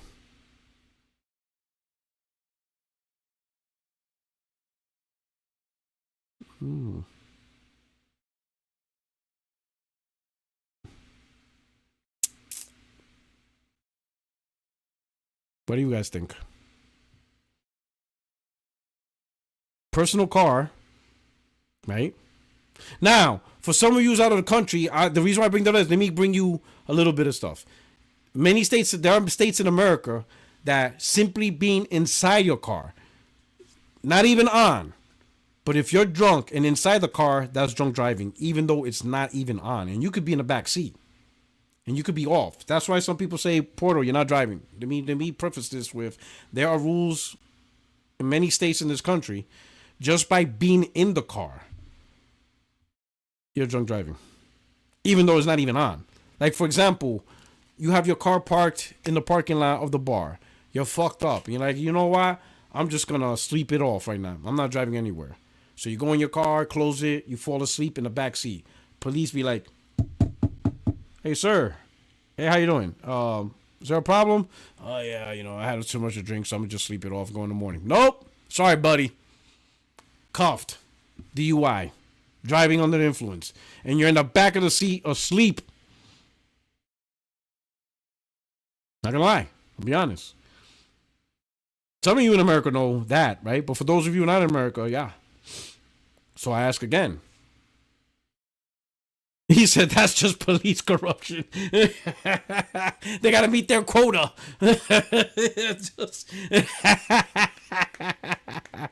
Yo, oh man. I just wondered, in my opinion, that's actually a great thing, and it should not be charged as DUI. Because you're not driving, you're in the back of the seat, the car's driverless. What's the difference between that and a cab that does the same thing? It's the same thing. You're in the back of the seat, and Now some people say, well, and I had this conversation with other people, like in real life, not on the internet, in real life. The counter was, the difference between the two is the cab driver. This was their counter. The cab driver is part of a company that accepts the responsibility of picking up passengers that are drunk, while that's still your personal vehicle. Therefore, you're the personal property owner, which means you can still do whatever you want in that vehicle because you control it. So at any point in time, you could just take over if you want to and make a stupid decision. And I was like, okay, I get that point. But now let me ask you this. What if your friend is driving your vehicle and you're in the passenger seat? Is it still drunk driving? With that logic, since you own the vehicle, but you have, let's say my wife is picking me up, or a friend, my brother. I'm fucked up. I'm in the passenger seat. Is it still drunk driving? Well, they're like, no, because it's human driver. But that's literally what the AI is. It's the driver. You see what I'm saying? Now, in my opinion, I think it's a great idea. In fact, that's one of the great uses of AI. In fact, it should be like, if you have your car, right? And the car should be like in drunk driver mode, meaning the AI recognizes the driver or the owner is drunk, right? So now the AI would be like, hey, I know you fucked up, but you can't control me. We're going to take you home, and I'm shutting this down for the rest of the night. You have a good night. You know what I'm saying? Like something like that. Maybe that's too extreme, but but that's to me is a great point, right? But let's not make no mistake. Corporate businesses are using this to replace workforce when of course, we would love AI to be used as to help the workforce, to get more products out, meet their goals, just get better. But instead, they're going to use it to replace the workforce. They absolutely will use it. And that's going to be crazy in a bad can way. be used in a positive sense if it is additive to what's been happening and the creativity process rather than actually trying to replace things. So if you're someone who's not artistic, such as myself, I would use AI to help generate art for something I'm trying to create or get ideas on things. Sometimes I even use AI to bounce ideas off of when I have nobody else to talk to besides my dog who can't talk back. She's precious. And the reason why So he makes a great point, right? For example, neither one of us is creative, whatever. So use AI to draw something or whatever. But here's the thing, from a business perspective, if you have a creator that can draw or animate stuff, they're going to want money. They want to get paid good. The better they are, the more money they want. Or you could just have AI do it anyway and not pay that creator. And that's literally the business look at it. And it's sad. And I don't want y'all to think I'm advocating for it. Absolutely not. Pay the creator and allow the creator to use AI to augment and make things even better. Maybe faster. Create the art even faster, whatever. But don't replace the creator, because the creator's going to have the best ideas and the more heart and soul of the art. But the suits don't care about that. All they're going to see is, I have to pay this creator $80,000, $90,000, $100,000, $150,000, when I can have just AI generate. And not only that, you can have some high school kid for $20,000 just say, hey, just make this. And then the AI will just do it, you see? And that's what businesses are going to do. They're going to do it, They're going to do that nonsense. I bring up my opinion about AI and how I think it is a positive tool if used correctly to lay down that foundation for this next statement. Are you ready? Buckle up. Microsoft is now going to be using AI in their gaming, and I feel like it's going to be the biggest mistake they've honestly ever made. And here's what's going on. Yesterday, Well, I think a lot of companies are going to use AI across the board. Even Sony, even PlayStation, Nintendo, everyone's going to do it. If you think there's companies that's not going to use AI, you're crazy. They're going to use it. It's just a question of how they're going to use it and what's the goal. And I will say this, shareholder profit is usually a big goal, right? And if that means they can lay off people, reduce workforce, so that way they can pay less salaries, we see it all the time. Like, how many times we see layoffs at the end of the year so that way the company could report end of the year profits, because they laid off like 15,000 people. And that's how they made profits. Like, it's insane. Microsoft announced this: empowering creators and players with Muse, a generative AI model for gameplay. This already is, of course, going down the road that I talked about earlier with replacement rather than additive. And we're going to see why, because as you scroll down this actual webpage, you get to see what exactly they're talking about. Introducing Muse, a generative AI model for gameplay ideation. Now, if you don't know what ideation means, well, let me explain it to you. Ideation basically means the formation of ideas or concepts. Basically, if you have... Oh, he's using the dictionary.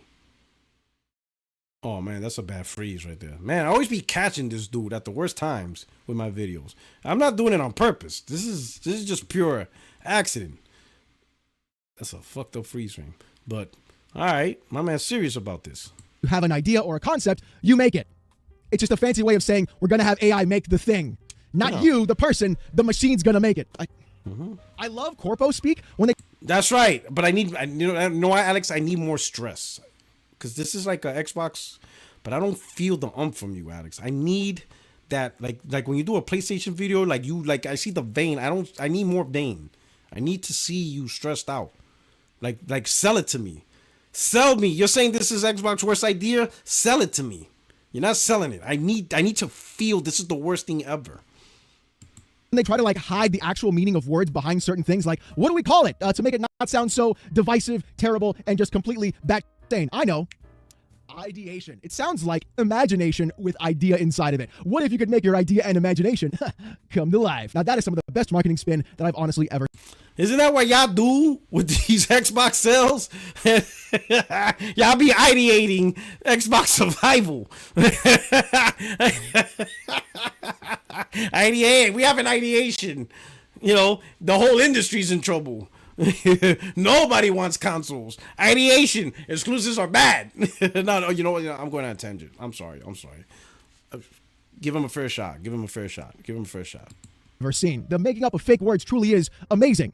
But let's continue. In partnership with Xbox Game Studios' Ninja Theory, Microsoft Research developed a world and human interaction model called WHAM, named Muse, a first-of-its-kind generative AI model trained on Ninja Theory's multiplayer battle arena game, Bleeding Edge. Ninja Theory and Microsoft Research are both based in Cambridge, which made collaboration easy and led to the use of Bleeding Edge for this research. What's groundbreaking about Muse is its detailed understanding of the 3D game world, including game physics and how the game reacts to a player's controller actions. This allows a model to create consistent and diverse gameplay rendered by AI, demonstrating a major step towards generative AI models that can empower game creators. Now, that is incredibly horrifying to see. Basically, by those two paragraphs alone, we're honestly seeing the idea that games can now remove actual designers, coders, and creators of video games and use a generative model AI for ideation to then create any sort of basic if-then statements. If player does this, then mob does that. Mob because I played World of Warcraft for 20 years, so stick with me here. So that's basically what they're trying to do. I think, yeah, and I'll be honest, I wouldn't be surprised if more developers, not so much developers, publishers, the suits, force this direction. I would not be surprised at all. Man, it's a scary time for developers, man. Across any field, to be honest, because this is not just for video gaming. This is something across any field, man. Anything that AI can replace and do themselves without a human, you best believe they're gonna get rid of that human. It's wild. You ever seen, there's this movie I saw the other day with Megan Fox and that she's a robot. Y'all seen that movie? Severant? Freddy's like, so is this Alex bashing Xbox? Apparently so far. I guess this is Xbox bashing content. But y'all seen that Megan Fox movie? Servant. It's called Servant? I saw that. Would you want a robot like that? My wife asked me that. She tried to put me on the spot. My wife is slick. She's always trying to test my loyalty. Subservient. There you go. Especially with the sex scene.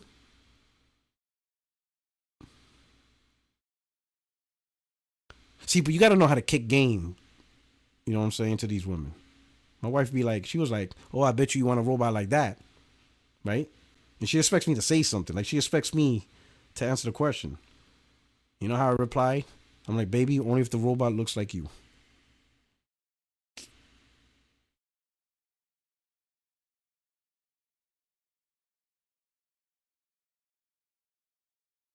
Got that Riz, son. She didn't know what to say. I had her blushing. Gotta have the Riz, baby. It's all about the Riz. She tried to chat me. But I ain't gonna lie. Megan Fox wouldn't be too bad either. Maybe a J-Lo model. But don't tell her. She doesn't watch my show anyway.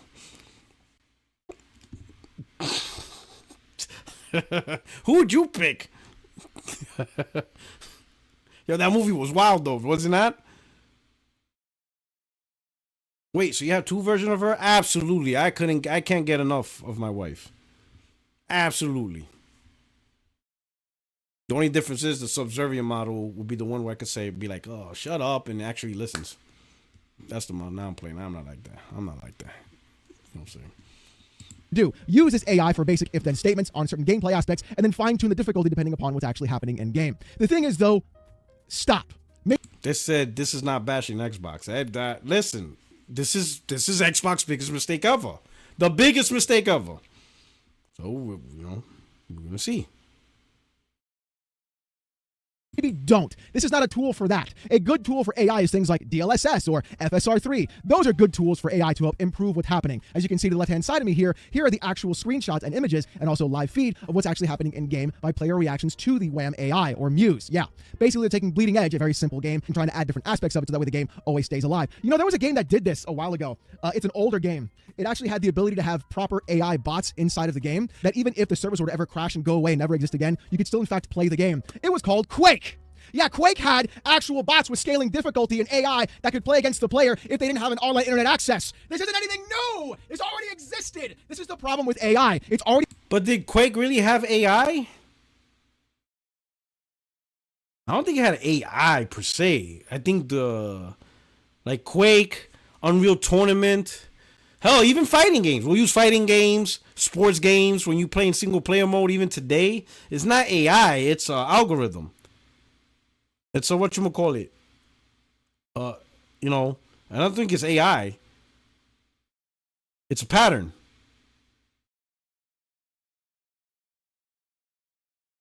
Like Quake 3 didn't have AI. It had patterns.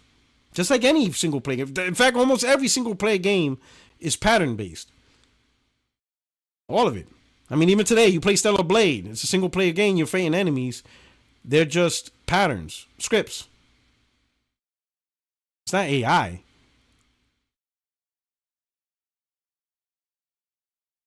Like Quake 3 didn't have AI. It was scripts. It's patterns. You know, and the scaling was making each pattern that the game does more difficult. You know, doing things. Yeah, it's a program. It wasn't AI. I would say the big difference with an AI game that has actual AI is that it will learn your pattern and it will adapt and fuck you up.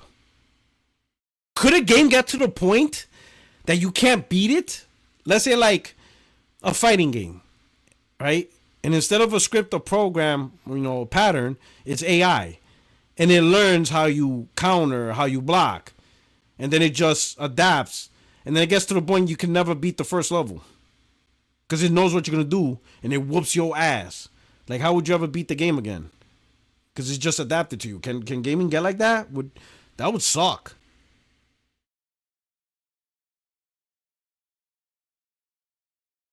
Machine learning is what people use the term for AI now. Yeah, you hear that a lot also. Machine learning algorithms and stuff like that. But imagine that. You have a game. Imagine playing a sports game, you know, Madden, whatever. Or, you know, and the game just learns your pattern and now you can't beat it. So now you have to redo new, like you always have to evolve yourself. But how much can we evolve when the thing keeps adapting to us? Ooh, that would be tough. And once again, listen, I'm not doing this on purpose. I'm not freezing this the way it is to make fun of them. It just, I don't know. Already been in place in the gaming space. We're literally just reinventing the wheel and putting a new fancier name on it. That's the problem here. This is nothing new to help the actual player or anything along that nature, or even help developers try to get a game done faster. All this does is replace. What I would like though, now that I think about it, what's one of the worst besides racing games, but you know, really game mechanic. You know what's one of the game mechanics I hate the most is you're forced to partner with a character and escort them and stuff like that. I hate escort missions. A lot of games gets it wrong. Some games does a good job with it, but a lot of games they do that escort, and it sucks. And sometimes I hate it. So I think like escort games, squad-based games for single player, you know, like the old school like Ghost Recon and stuff like that.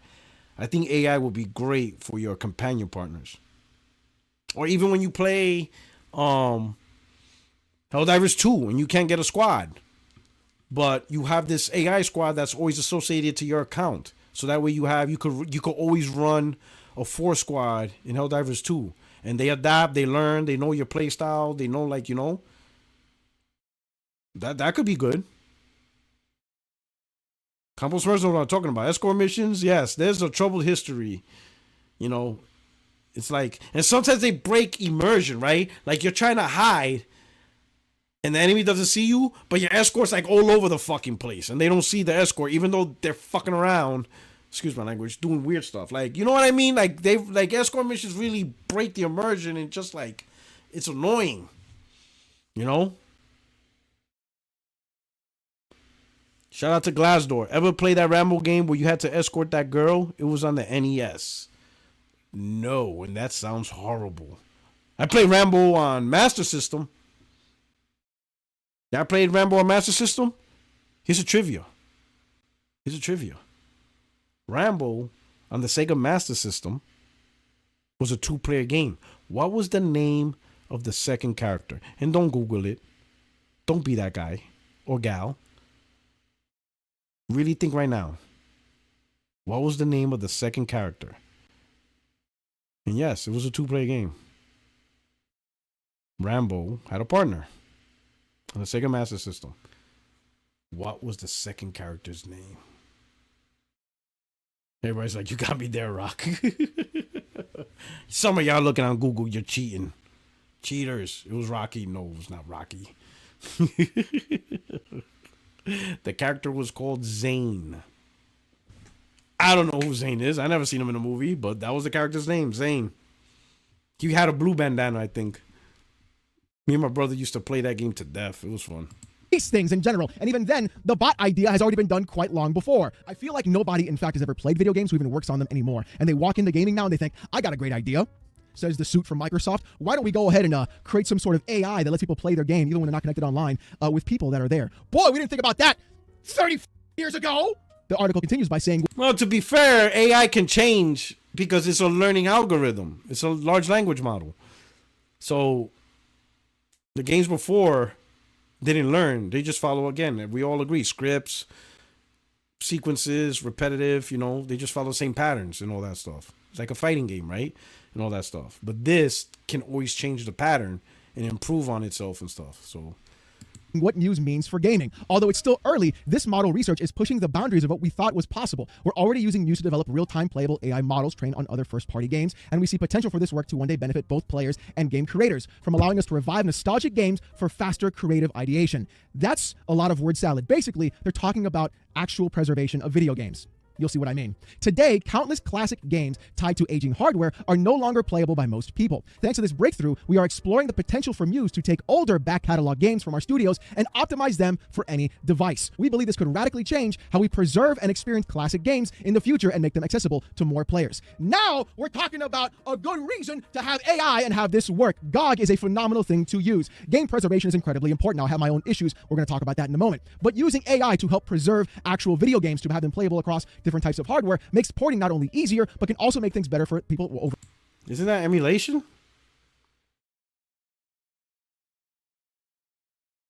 Am I wrong here? Isn't that emulation? Doesn't he like, he's on PC and that's one of his talking points about emulation and how great it is on PC. Doesn't he? It's emulation. Am I missing something? AI keeping games alive. We got emulation. That's like, Now I would say emulation is not on every device. Like for example, PS5 emulation is not there, but that's only because they block it. So really, the adoption of emulation really comes down to the holder, right? Because even I think the Xbox Series S and X, you can jailbreak it and run emulation software on there, right? So that's really all it is. So emulating all the games, the issue is outside of PC, right? Because, easy machine to run emulation, but like the consoles, Switch, Nintendo and PlayStation, it's really, they're not into emulation, or they're not openly adopting emulation, like for example, we can't play PS3 games natively. Sony's like, you know what, you guys can't play PS3 games natively, so we're going to allow an emulator from a third party or whoever to be installed on PlayStation. Enjoy your PlayStation 3 games that way. They're not doing that. PC has it. You see what I'm saying? So it has emulation. I don't know. Over the long term, who want to play older games, which I obviously always tend to insanely do. I love playing Baldur's Gate 1 and 2. I love playing Counter-Strike 1.6. I love playing all the older games that I talk about consistently because, in my opinion, older games are in fact better. And trying to get them to work by going into the properties of the EXE, setting it to Windows Service Pack XP2 or Windows 95 to then make it run, or downloading a fan community patch to have the game actually function properly, or have to go to GOG to then buy the game, and then hopefully they fix the thing properly. That is all annoying, but the fact that they can possibly do this moving forward. And this motherfucker wants me to go on PC after all that bullshit? Did you hear all that shit? I haven't heard of Windows Service Pack 2 in years. Yo, let's go back to that. What? Hold on, let's hear all that. All the older games that I talk about consistently because, in my opinion, older games are in fact better. And trying to get them to work by going into the properties of the EXE, setting it to Windows Service Pack XP2 or Windows 95 to then make it run, or downloading a fan community patch. Did he say Windows 95? Did he say Windows 95? Oh, man. EXE, setting it to Windows Service Pack XP2. Hold on. consistently because, in my opinion, older games are in fact better. And trying to get them to work by going into the properties of the exe, setting it to Windows Service Pack XP2 or Windows 95 to then make it run, or downloading a fan community patch to have the game actually function properly, or have to go to GOG to then buy the game, and then hopefully they fix the thing properly. That is all annoying. But the fact. All right. Okay. Yeah, I'm not going to PC. I don't give a fuck if Sony does day and date. I'm not doing that. Nope. Listen. Cassie would have won the bet.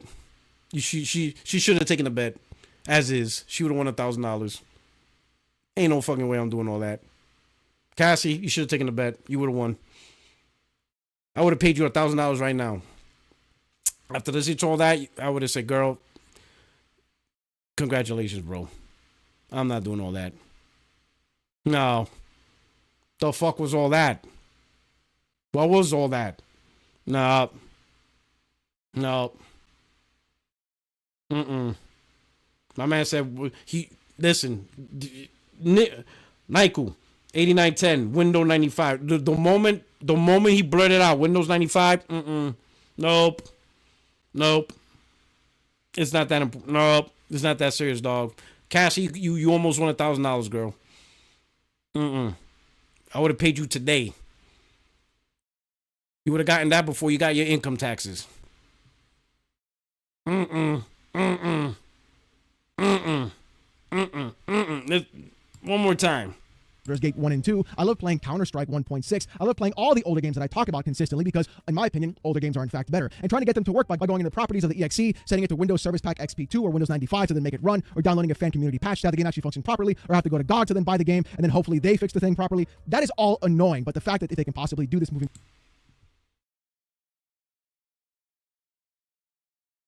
Y'all good. I'm gonna stay my punk ass on consoles. I'm good. Let's just go forward. It would be a great thing overall. The problem is what someone brought up recently. And here's what I mean. Corey Galome, or The Fox, recently tweeted out, perhaps I'm reading this wrong, but there appears to be a split yet vague information regarding what Muse is. 1, we use AI to optimize older games so they can be played with today's modern necessities, any aspect ratio accessibility, or 2, this is a tool for ideation. High Tech Low Life responded, their idea of using AI to somehow preserve older games is weirdly perverse and horrible and oh so wrong. It reminds me of that one post I saw from some guy on Twitter who said people should save video and audio recordings of their dead mom so that they can resurrect her with AI. Carrie then responds, it's hard to understand what they actually mean though. I'm not of the belief that they will be using generative AI to create game whole cloth like you are playing a video streaming to you, but I'm not actually sure what they mean. It does seem to suggest that they will be using generative AI to rebase code to support new hardware and to be mindful of what they require for modern games. I honestly feel just like Carrie does. I hope Microsoft uses this tool properly in order to rebase code in the actual game to then have it applicable for games moving forward. This does, though, of course, bring back to the original point that I talked about with Quake and bots, because we've already solved for this problem. Do you want to know what it is, ladies and gentlemen? Emulation! We've already solved this problem multiple times already. Alex is confusing me with this video. Was he not happy like a few minutes ago of the potential of AI? And we already have Xbox emulators. We have an OG Xbox emulator. We have an Xbox 360 emulator. The Xbox 360 emulator had an Xbox OG emulator inside of the Xbox 360 already. In fact, the Xbox Series X emulates your Xbox 360, which emulates your Xbox OG games right off the disc. So we've already solved that problem. What are we doing here? What is the point of dumping all this money into AI and generative AI when we've... Yo, this is the most schizophrenic Xbox Soul content video I've ever seen in my life. This dude's schizophrenic. You were just happy about the potential AI can do, and now we're talking about emulation. I'm confused. I don't know what to get out of this. Yo, he's confusing me right now. Well, a few minutes ago, he's like, "Oh, this is the one good thing about AI," and now within a flick of a switch, emulation. What makes you happy is what's making you mad. I don't know. Like, holy cow, what is your point? Yo, I'm confused. We've already solved the problem. There's already a solution there right at the front door, and everybody seems to just be ignoring it whole cloth. PCSX2 already plays 99% of all your PS2 games. DuckStation, 99% of all your PS1 games. There's N64 emulators. Ryujinx and all Switch emulators still exist even after Nintendo's insane lawsuits that are happening. Everything is eternal. Everything is forever. But the thing is, using AI to solve a problem that's already been solved truly goes to show that what are these companies even in fact doing? Adding AI just because it's a buzzword right now is simply just trying to go ahead and use the same thing we had before with NFTs. Granted, I couldn't these well on. So I think I could solve this riddle. these companies don't want to invest in emulation. They really don't. They really don't. I mean, even Xbox, which probably did a lot more work for emulation than any other company, I think it seems, right? Because all the 360 games on Xbox One, all of that is emulation. All of it. The entire backwards compatibility library that you can play on Xbox One and Series X is emulation. And you've seen they stopped. They stopped the 360 compatibility program. So, so emulation is, I don't know. I don't know if it's expensive. I don't know the reason why they don't jump aboard full slate. But with AI, probably can help them. But the main thing is all about monetization. Because they're not going to give us all this stuff for free. And if you think they're going to use this technology to where you could just take your PS1 disc and put it in your PlayStation and you could play it, buddy, I don't think anyone's going to do that. The one big part is how can they monetize this? So, it's not going to be, hey, we did it for free. You still have access to everything. No, they're going to somehow make money out of this. Well, some people could. Just leaving that there. But the thing is, Microsoft's use of this AI isn't really providing any real reason for its existence. It's merely going ahead and being used as a replacement tool. Emulation already exists. This is a multi-trillion-dollar company that is getting outshone by a couple of guys in their basement just reverse engineering an Xbox OG and 360 and playing games better than their Series X does. I feel like it's just a level of incompetence and laziness that companies are in fact... Okay, so that's a little bit of Xbox bashing. He said there are emulators that play games better than Series X. I mean... That's something.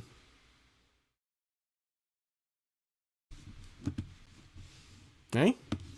Yeah, I'm trying to throw a bone here. You know what I'm saying? I mean, technically that's Xbox bashing. Using AI that they don't really understand what is actually happening. In fact, it got so bad that Xbox unlisted the video that they had recently talking about Muse. No, I'm serious. Check this out. Here is the video that they posted today, and as of right now, it is literally listed as unlisted with 684 downvotes, 246 upvotes at 5,000 views 17 hours ago. Let's look at the comments, though, shall we? We just wanted Banjo-Kazooie, man. Yup, that's basically it. Phil, if you're held hostage, say exclusive. Yeah, Yep, I can see why you don't want to make this video public, guys. You guys buy up all of the devs and then fire them for AI. Maybe AI should take over the corporate leadership. That would save a ton of money and let people that don't run their brand in the water keep their jobs. How about... I like that one. How about AI takes over the corporate leadership? You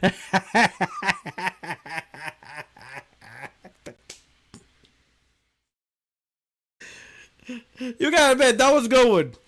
That was a good comment. How about AI takes over the corporate leadership so you don't run the damn brand into the ground? Corporate leadership needs to be replaced. Oh, man.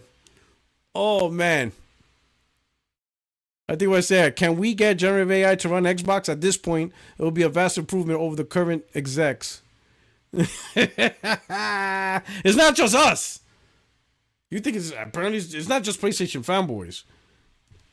You replace those expensive good-for-nothing executives with AI and give the millions you save to employees who actually put their blood, sweat, and tears and passion into their projects. Nah, man, what the hell? Well, this can only go bad. Everyone disliked that. Can we get generative AI to run Xbox? At this point, it'll be a vast improvement over the current execs. And that is merely the reason why people have such a hard time with AI. It's not because it could be a positive tool that's used in the right way for artists, creatives, or people that don't have the ability to be creative or be those artists and have their ideas come to life. It's being used in the most basic replacement theory corporate way possible to go ahead and reduce overhead as much as they possibly can, to remove jobs, and then have nothing but really terrible slop being passed around all over the place. And I think that's why, in my opinion, AI is getting the worst possible rap that it possibly can. DLSS, like I said before, is in fact AI, and it is a positive thing for gaming. It gives new life to older hardware. The thing is, though, when that tool is used incorrectly like it is today, you have games that are poorly optimized, that need frame generation in order to actually provide a possible frame rate, and game developers are in fact being as lazy as possible not to optimize their games, but then rely on these tools instead to provide a bare minimum experience. That is the issue that we're having right now. The issue isn't the fact that AI exists. Oh, so it's not all candy and roses in Atlanta PC. Sounds like PC land has some issues going. Am I wrong? Is that what he's talking about? Because PlayStation don't got DLSS. It has Pisser, and that just came out. Does PC have some optimization problems? What's going on there? How come I'm not hearing about this? PC content creators, what's going on? Why y'all quiet? Y'all telling me about my PlayStation 5 Pro, But y'all not telling me about these issues you have on your own platform. Is Alex right? Listen, this is Alex saying it. This ain't Jay Barry. Alex is saying that there's a bad problem going around.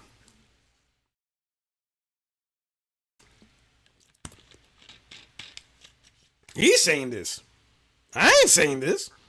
And I didn't clip him. This is his whole video.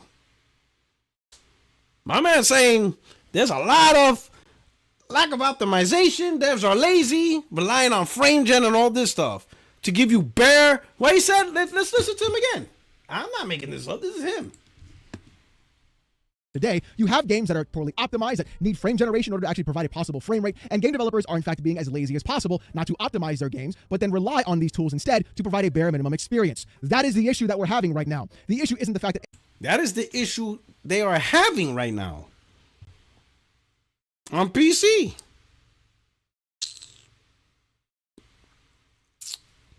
All right.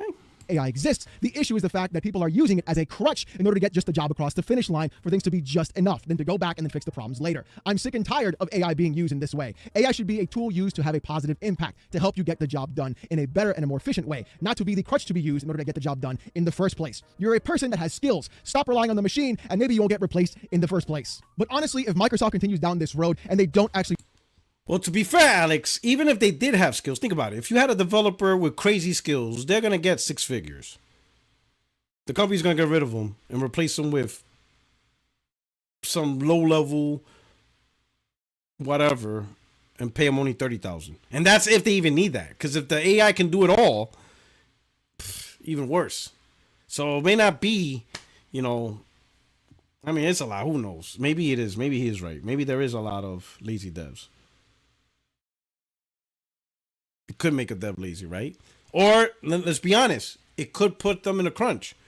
Because I will say this. Let's look at this holistically. Right? You got a developer being told, you got a dev team being told to make a game. Has to be out in about 5 years, and it's gonna come out on every platform. And you look at all these platforms with all these configurations. And now the games are like 40, 50, 60, 70, 80, 90 gigs. It's not the 5, 10 gigs or 7 gigs, 4 gig games we used to play. And it still has to come out on every platform. Something's got to give. Got 5, 6 years, comes out on every platform. The games are huge. They want ray tracing, all this stuff. Can't focus on one hardware and one configuration. It's tough.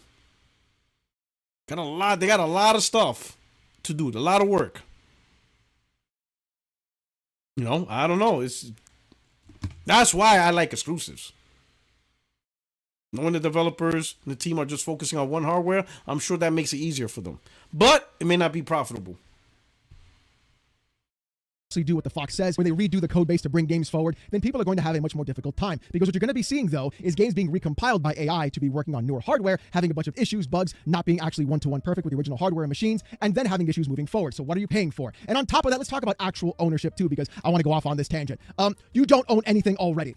I'm just being real. You're paying $70 to rent a license for a specific amount of time that any company can just take away from you. By the way, we're moving closer to the, you're going to live in a pod, you're going to eat.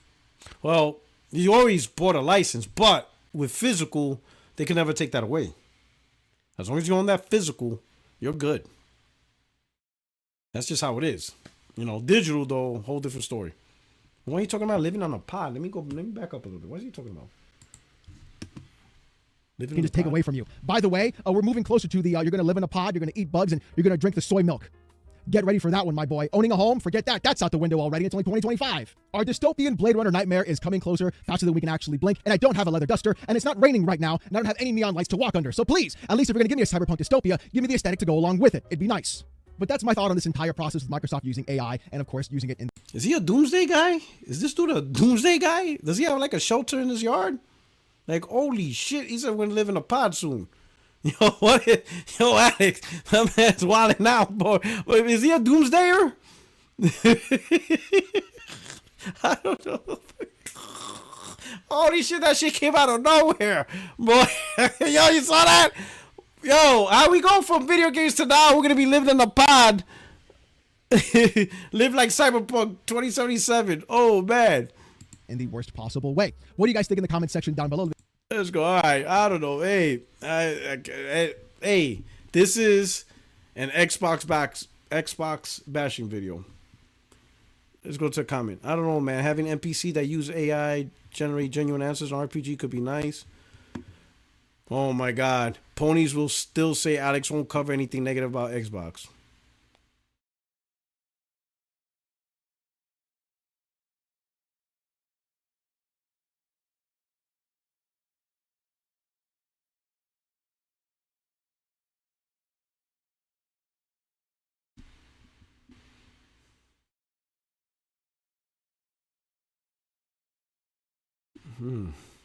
What it says, yes, the internet is incredibly divisive.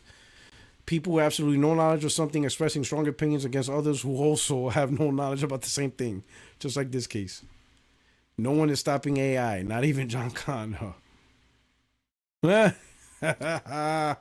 Oh, man. AI has always been incredible. Allen Iverson. I don't know. I guess so. This is, hey, I gave it a fair shot. This is his Xbox bashing video, I guess. All right, let's do this right here. I know this one. This one, everybody. I know you've seen this one, right? I know you guys seen this one. You guys seen this one. We're going to talk about this one. Yeah, I know. This is going around a lot. What is it, JayTwoCents? JayTwoCents. Now, there's a whole video, but this is the part where everybody's focusing on, okay? So, let's look at this.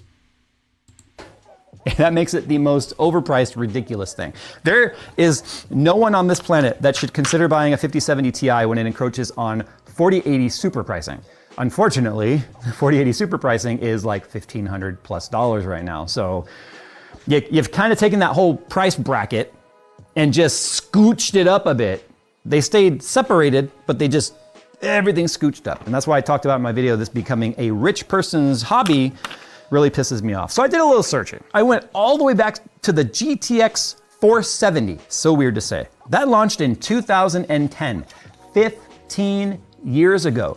I have put together a chart, and we'll just put this on the screen, editing Phil, and just let it sit on screen while I talk about this real quick. You will see two colors here. You will see blue, which is the launch price, and you will see pink, which is inflated for 2020 or corrected for 2025 inflation. So we can see and put it in correlation of what it would cost in today's money back then. Okay, so for instance, the GTX 470 launched at $349 with a corrected price of $508. The same year the 570 launched, it was kind of a late, it was like early 2010 and then late 2010 because that was actually like the end of the era technically. Anyway, the 570 launched at $349. And again, the same corrected price at $508, it was the same year. So a whole new tier of card for the same price. Okay, not at $349, that's where the 70 cards should be. That's where they belong, not the 60 series cards. That was the gamer card. This 4070, 5070, I can't even say it. 470, 570, 670 were always like, you know what I'm trying to say if you've been around long enough. Anyway, the 670 or the Kepler cards launched at $399, a $50 increase, which a lot of people rolled their eyes at back then going, what the hell, why the $50 increase?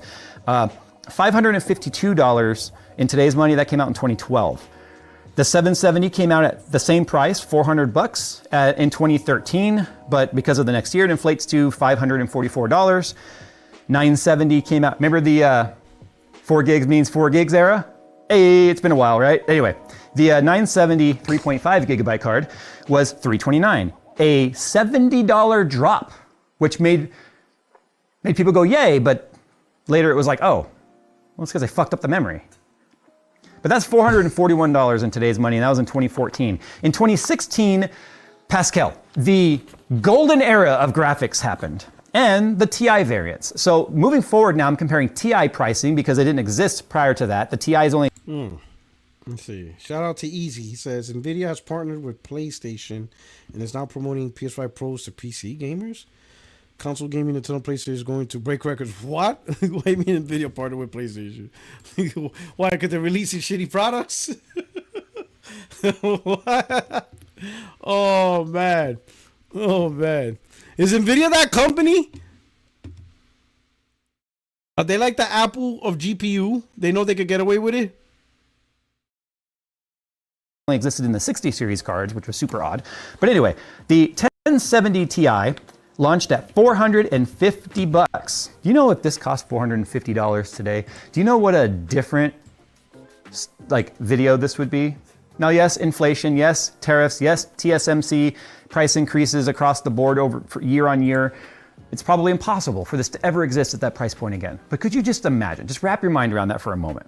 Because also too, don't be naive and think that the 5070 is gonna be the $550 or whatever it's supposed to be. I forget the price.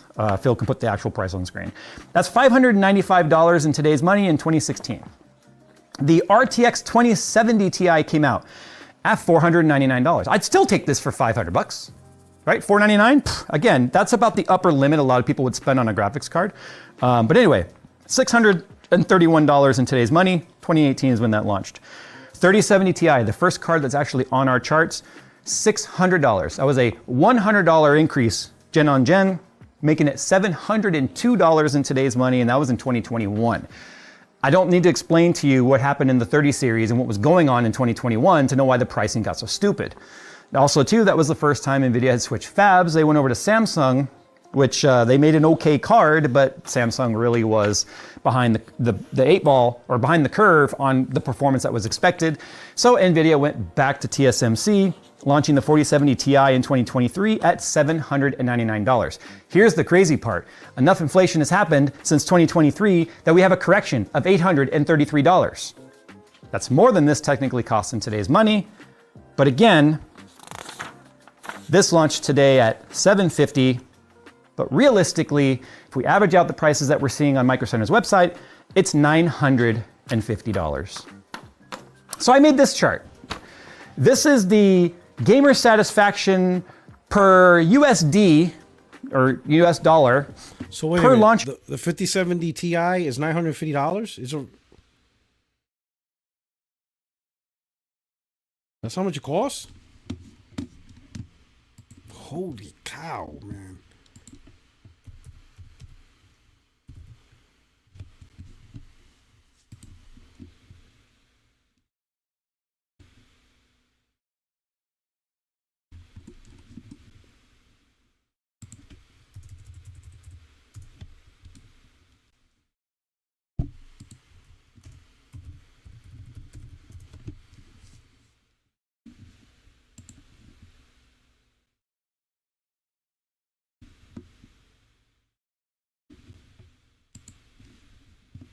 Yeah, I'm looking at Best Buy right now.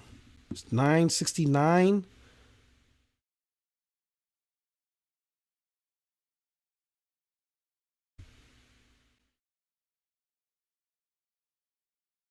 $979. But there's one that's $749. Why is that one so low? I'm not gonna look at it. $89.99. Most of them is $900 or higher. Now, I get it. People are going to say, oh, you don't have to buy it. I'm like, yeah, true, but you don't have to buy a PS5 Pro. And everybody dragged it. It's something that wasn't mandatory. I don't know. Is Nvidia that company? They do what they want? And you're just going to have to, like, deal with it? Year. This is a troubling trend. As you can see. So this was going on the internet. This is the reason why I'm showing this. Everybody's showing this. So the gamer happiness versus launch price. Now here's my question. How does he judge gamer happiness? Displayed in gamer satisfaction, the source, it seems true. Is that like a website or something? Is that like something that, I don't know. All right, we'll see.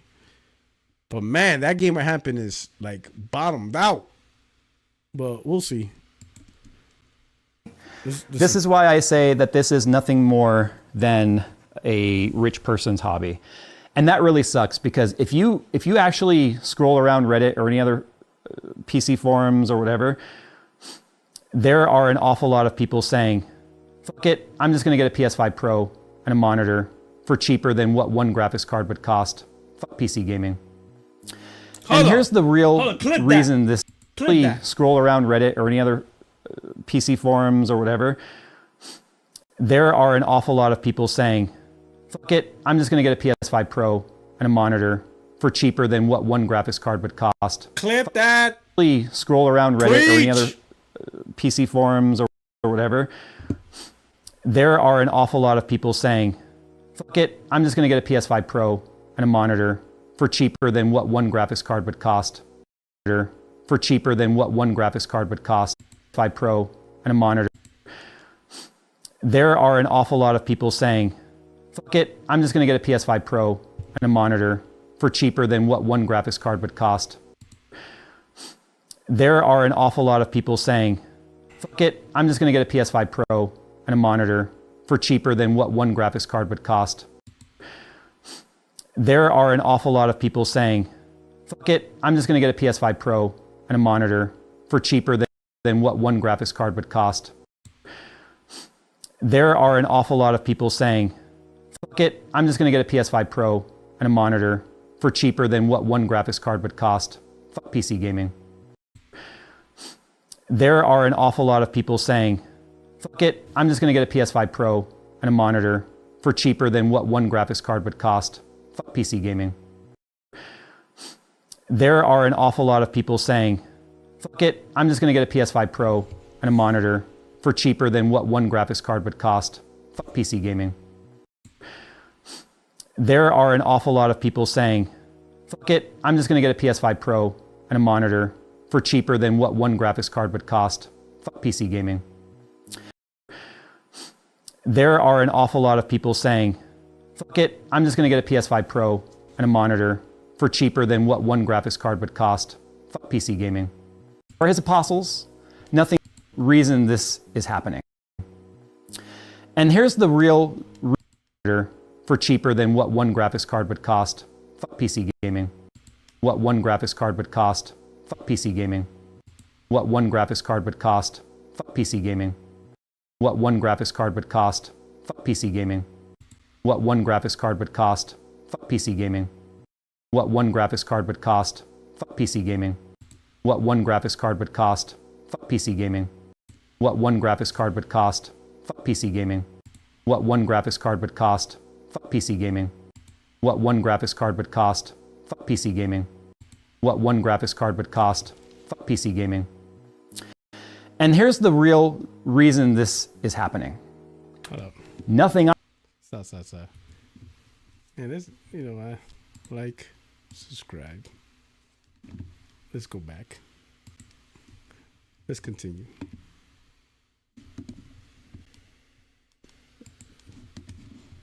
Reason this is happening. Nothing I say, nothing Steve says, or his apostles, nothing Linus says, makes a difference. We don't change anything. Do you know why? This is not where NVIDIA makes its money anymore. It's all AI. Oh, it's kind of blurry. What do I have it? Do I have it's all 36? Nah, let's get at least 10 MPE up in here. It's kind of blurry. Oh, hold on. I think someone's upset at PC gaming. What's going on here? They lowered my bandwidth? Ooh.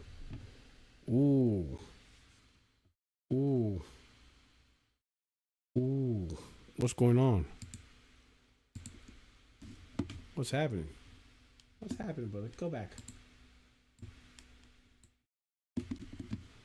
Why can't I even load up? What the hell? Did something happen to my bandwidth or something? I'm getting throttled?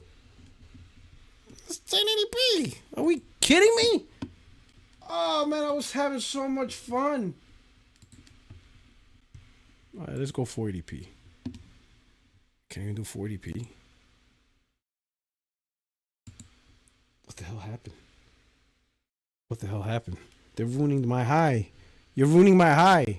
Come back! Come back! I'm like the, what is it? The Titanic. When Jack is like, Johnny, come back! What are we doing here? This is money anymore. All right. It's all AI.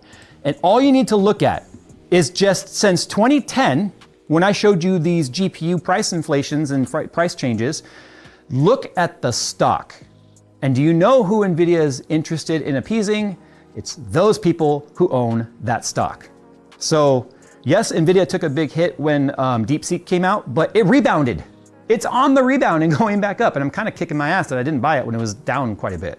But that's also because I don't play the stocks. It's just way too volatile. So the 5070 Ti, in a nutshell, 5070 Ti, it's about as fast as a 4080, sometimes a 4080 Super. It costs $50 less technically than the 4070 Ti. It's not gonna be available. The real price is almost $1,000. It's not worth it. So anyway. So now I see why you all tagged me in and you wanted me to watch. Now it makes sense. Now it makes sense. Okay. Okay. I see y'all slick. You guys are slick. I didn't know that. I didn't recognize your game. I didn't recognize y'all game. Y'all got good game.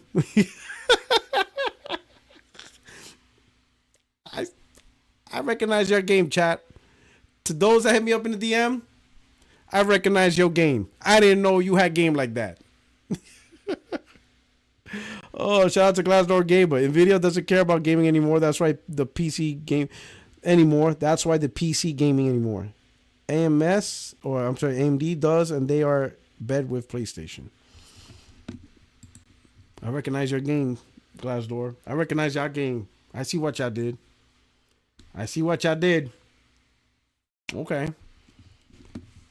Peep game. It's true. Corey Massey, the Glimmerman. Y'all hard at work. I didn't recognize y'all game. I love it. Love the video.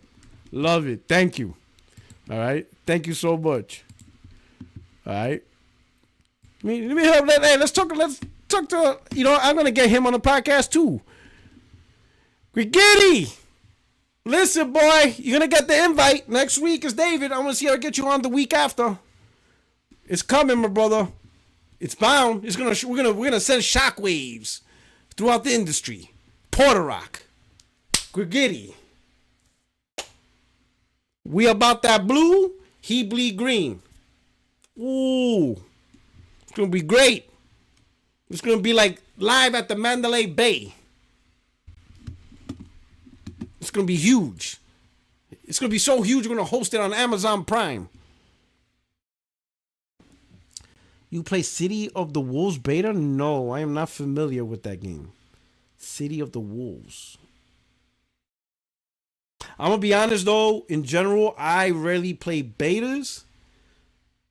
If I'm interested in a game, I'd rather just play the game. If I'm like, ooh, I'm really interested in a game. Oh, yeah, that game looks good. I'm going to just buy and play it.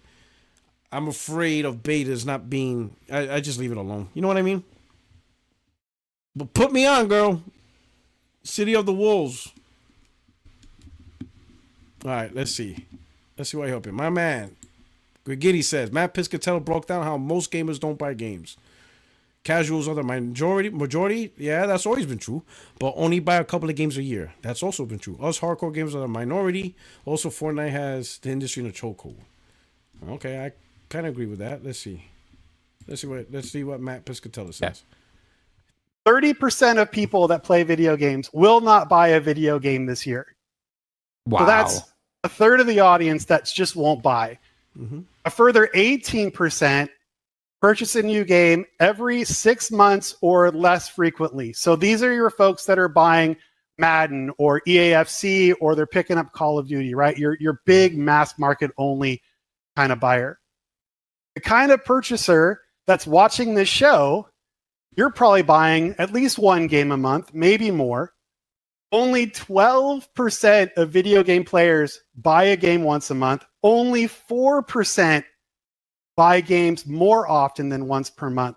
So, when we're talking about the developers and the publishers that are really being, hurt the most, that we're talking the most about, are the games that are really targeting this like 16% of total players that are, purchasing very frequently, while the mass majority of players are buying a game or two a year and they're playing Fortnite, Minecraft, and Roblox. Mm-hmm. And I think that's like the biggest challenge. The biggest competitor to any new video game is Fortnite. I will die on that hill no matter what it is, because you have to fight Fortnite before you fight anything else to get your game seen and purchased. And that's like the biggest challenge I think happening right now. I mean, that's the only clip that's available. I'll probably watch the whole show, no episode, and do a full review on it. But I think console gaming has always been casual dominated, especially if you're selling a lot of consoles, right? The initial launch years of the console is the hardcore, the enthusiasts, the tech enthusiasts. Then as time goes on, the casuals jump on, especially at the lower price points. But of course, as the casuals jump on, the amount of games sold, or at least the ratio, gets dropped, right? Because not a lot of casuals buy a lot of games per year. But I would say, I always said, as far as Fortnite, it's always been a competitor. But for me, right, Fortnite is more competitor for other live service games. I don't really see it as a competitor for single player games because, like I said, single player games ends. It doesn't take you away from Fortnite forever. Like if you got a good single player game that's out and people want to play it, they'll pause their hours of Fortnite, Apex Legends, whatever live service game they're playing to play that single player game. That's amazing. And then once they're done, they're going to go back to the live service game. And this is why I said live service has a challenge. Because if you come up with a live service game, that's who you're competing. You're going to try to convince somebody who's already put in many hours and loves Apex, loves Fortnite, loves Warzone, Warframe. Think of all those games. And now you're trying to grab them and bring it over to your side. That's a challenge. See, single player games ain't doing that. At best, single players are just saying, hey, a great game. Try me for a little bit. Beat me. And then go back. Single player games are strippers. That's it. They're not trying to marry you. Live service games is like someone trying to marry you when you're already married. You know, single player games are strippers. Let them twerk a little bit. You know, throw in your dollars and you go back home. So, I mean, I don't know. In terms of the industry and stuff like that, I would say this. If you make a great game, gamers will buy it. We've seen great games sell, and we've seen games don't sell. It really comes down to that. Now, the question is, how can you identify a great game up front to get people to buy it? Right? Look at Ghost of Tsushima. Look how great that sold. You know? Look at even God of War. God of War in its original fashion peaked at 5 million. God of War 3 was like around 5 million. And then when they released Ascension, that thing dropped to like 1 million, 2 million. It dropped. So it peaked at 5 million. They rebranded it and it sells 20 million. Like, why did it sell 20 million? Why did God of War 2018 sell 20 million when the original only sold 5 at peak? God of War is great, but it's just like it's those things. Like Horizon, how did that game get so big? It's a great game. You see what I'm saying? Like that's really the key. Because there are games that sell 20 million, 15 million, 30 million. It's that most don't. You know? Interesting. Let's talk about this. This came out of the blue. I don't understand. Like right here. So, apparently Bloomberg wrote an article. Now, of course, can't access the article, but NetEase CEO debated on canceling Marvel Rivals before launch because he didn't want to pay Disney the licensing fees. The company is currently slashing jobs. Japanese creators like Yakuza creator Toshinoro Nagoshi will receive no additional funding to complete or market their current projects. So this dude shutting down projects. Like, what is going on? I don't understand. Like, I don't know what's up with Rivals. I thought, like, is Rivals successful or not? See a lot of people playing it. What's up with NetEase? What's going on here? What are we doing here?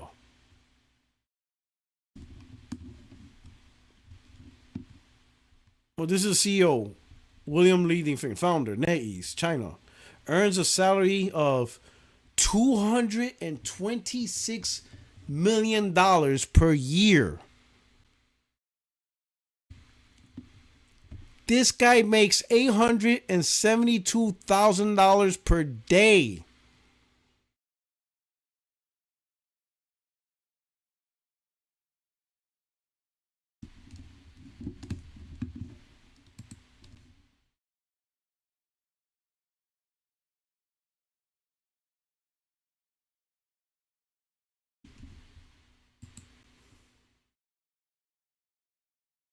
What the fuck am I doing with my life? $872,000 per day. $872,833 per day. Bro, I would like to make $833 per day. I'll just be happy with that.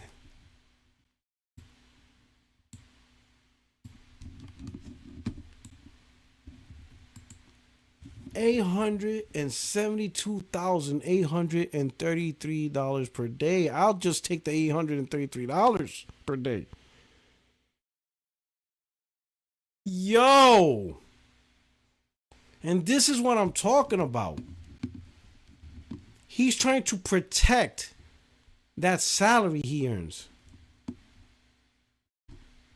Like, at a certain point, when is salary enough? Like, yo, this is like a whole new level of, like, I know some people are gonna say it's drive and whatever, but bro, you're making $200 million per year. How much more profit do you want for yourself? Like, why are these guys so dying on that hill to be billionaires? Like, this, yo, this a sickness. It's like trying to eat the whole bag of Hershey's Kisses. You can't eat the whole bag. You get 5 pieces. Wow, that's insane. And yeah, he fired, like, he got rid of the Western developers, the lead directors. And it's now only the employees in China, which obviously they're getting paid like $2. While he's getting paid $226 million. And he doesn't want to pay people making $100,000. This shit is so crazy, bro. Like, what would you do with $226,000 per year? I wouldn't know what to do with $226 million per year. I wouldn't know what to do with $226 million, and that's it. Like, a one-time payment of $226 million. I wouldn't know what to do with it. Let alone you give like I'm getting another $226 million and another $200. Like, where do I put it? I know it's digital in the bank. Holy cow. Like, after you got the first $226 million, what do you do with the second annual? Even if it is generational wealth, $226 million, holy cow. One time. Like, 10 of my future generations is good.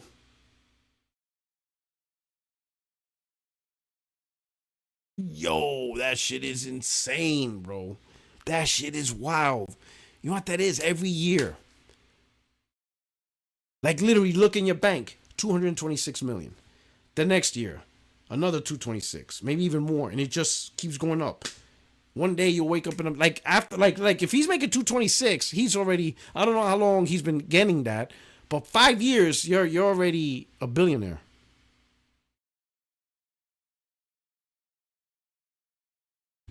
This shit is crazy. And I don't understand what is the problem with, like, NetEase? Like, are they going through it? Do they have issues?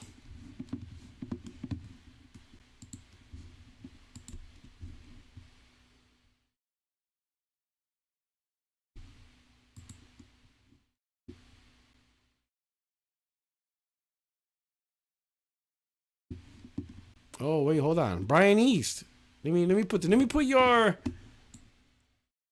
My man said this. Shout out to Brian East. He says he called this. What date was this? This was September 14th, 2024.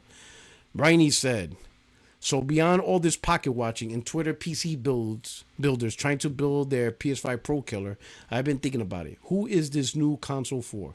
Easy answer is the enthusiast with deeper pockets, and sure, I won't argue against that. But I consider one other angle. Imagine someone enjoying the PS5 feature set, and for what it offers, the exclusive games, first party, third party, timed, whatever, are great. You keep hearing about the PC guy who say that the exclusivity doesn't matter. They'll get it eventually, and it'll look better, and sure, respect for the people patiently waiting, that's fine. What if Sony sees this discourse and thinks, if the PS5 Pro can get closer to rivaling PC level fidelity, not matching or exceeding, just get into space, how many of those guys thinking of PC builds would rather pick up a Pro and forget about building a PC and spending more out of the pocket for less of a difference in putting them into an ecosystem? There's got to be a business angle they want to play at here. You are a wise man, Brian. You are a wise man. You are a wise man. Wise one you are. Absolutely wise. That's a good point. Like I would say this, man. And I know Yoshida articles. We'll talk about Yoshida. No, not really talk about it, but I will mention something. I know Sony is taking advantage of the PC market for money, revenue, all that stuff. Okay, got it. I got it. Got it, right? But I would love to see Sony try to compete with PC in the areas where they can get, where the market console is dominating stuff, like USA or whatever, right? And what I mean by that is this could be their angle to get PC gamers to PC, It's much cheaper product and optimization. The great price to power performance ratio. You know what I'm saying? Performance to price ratio. Consoles can still do that. You can get great performance at the better price than trying to build your own PC. Focus on optimizations, get the developers to truly optimize the games on the console, because there's only one console, right? One build and stuff like that, right? Except when the Pro comes out. But you know what I'm saying? You could probably get frustrated PC gamers. I mean, hell, even Alex said it. Oh my God, this frame gen, blah, blah, blah. Oh my God, look what's happening. There could be frustrated PC gamers. I do say this. It is hard for a platform that's good, that's generally good, to people leave that good platform, right? Like, for example, PC game is not going to pull crap tons of gamers away from PlayStation, because PlayStation is generally a great platform. It's a great console. Sony's doing great. But you can push your consumer base away if you keep messing up. If you keep making your product unappealing little by little over time, at a certain point, everybody has their own boiling point. But when you reach that particular person's boiling point, they will leave because you pushed them away. You made the product undesirable. That's really how you get people out of the ecosystem. You made decisions and moves that is just simply undesirable. PC can do the same thing. And it's not like there's one entity in PC. It's each individual entities. That's the crazy part. Like Intel could be fine. They could be making great CPUs. But AMD and NVIDIA are the ones screwing up. AMD and NVIDIA could be doing fine. But Intel, or at least from a GPU perspective, but the AMD CPUs and Intel CPUs, there could be anybody that can really screw up that ruins it for the whole. That's the one thing about PC, right? If these GPUs are just frustrating PC gamers, right? You can have frustrated PC gamers be like, you know what? It's not even worth it. The price, what they're doing, they're gouging me. I'm just going to get a console. And with the Pro, and this is the second iteration of the Pro, the third iteration of the Pro, and I think there will be one now. Like the PlayStation 6, they could just improve on it, gen over gen.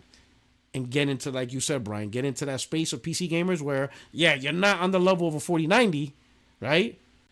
But you're a much better offering than the majority of the cards and average cards that PC gamers get at a better price point. And PC gamers are like, you know what? Yep, 1440p, got my monitor, plug up my Pro, great price point. I ain't got to worry about nothing else. I ain't got to deal with the nonsense. And then when they do get a new upgraded Pro, it's actually optimized, better performing, I would love to see that. I think Sony should do that.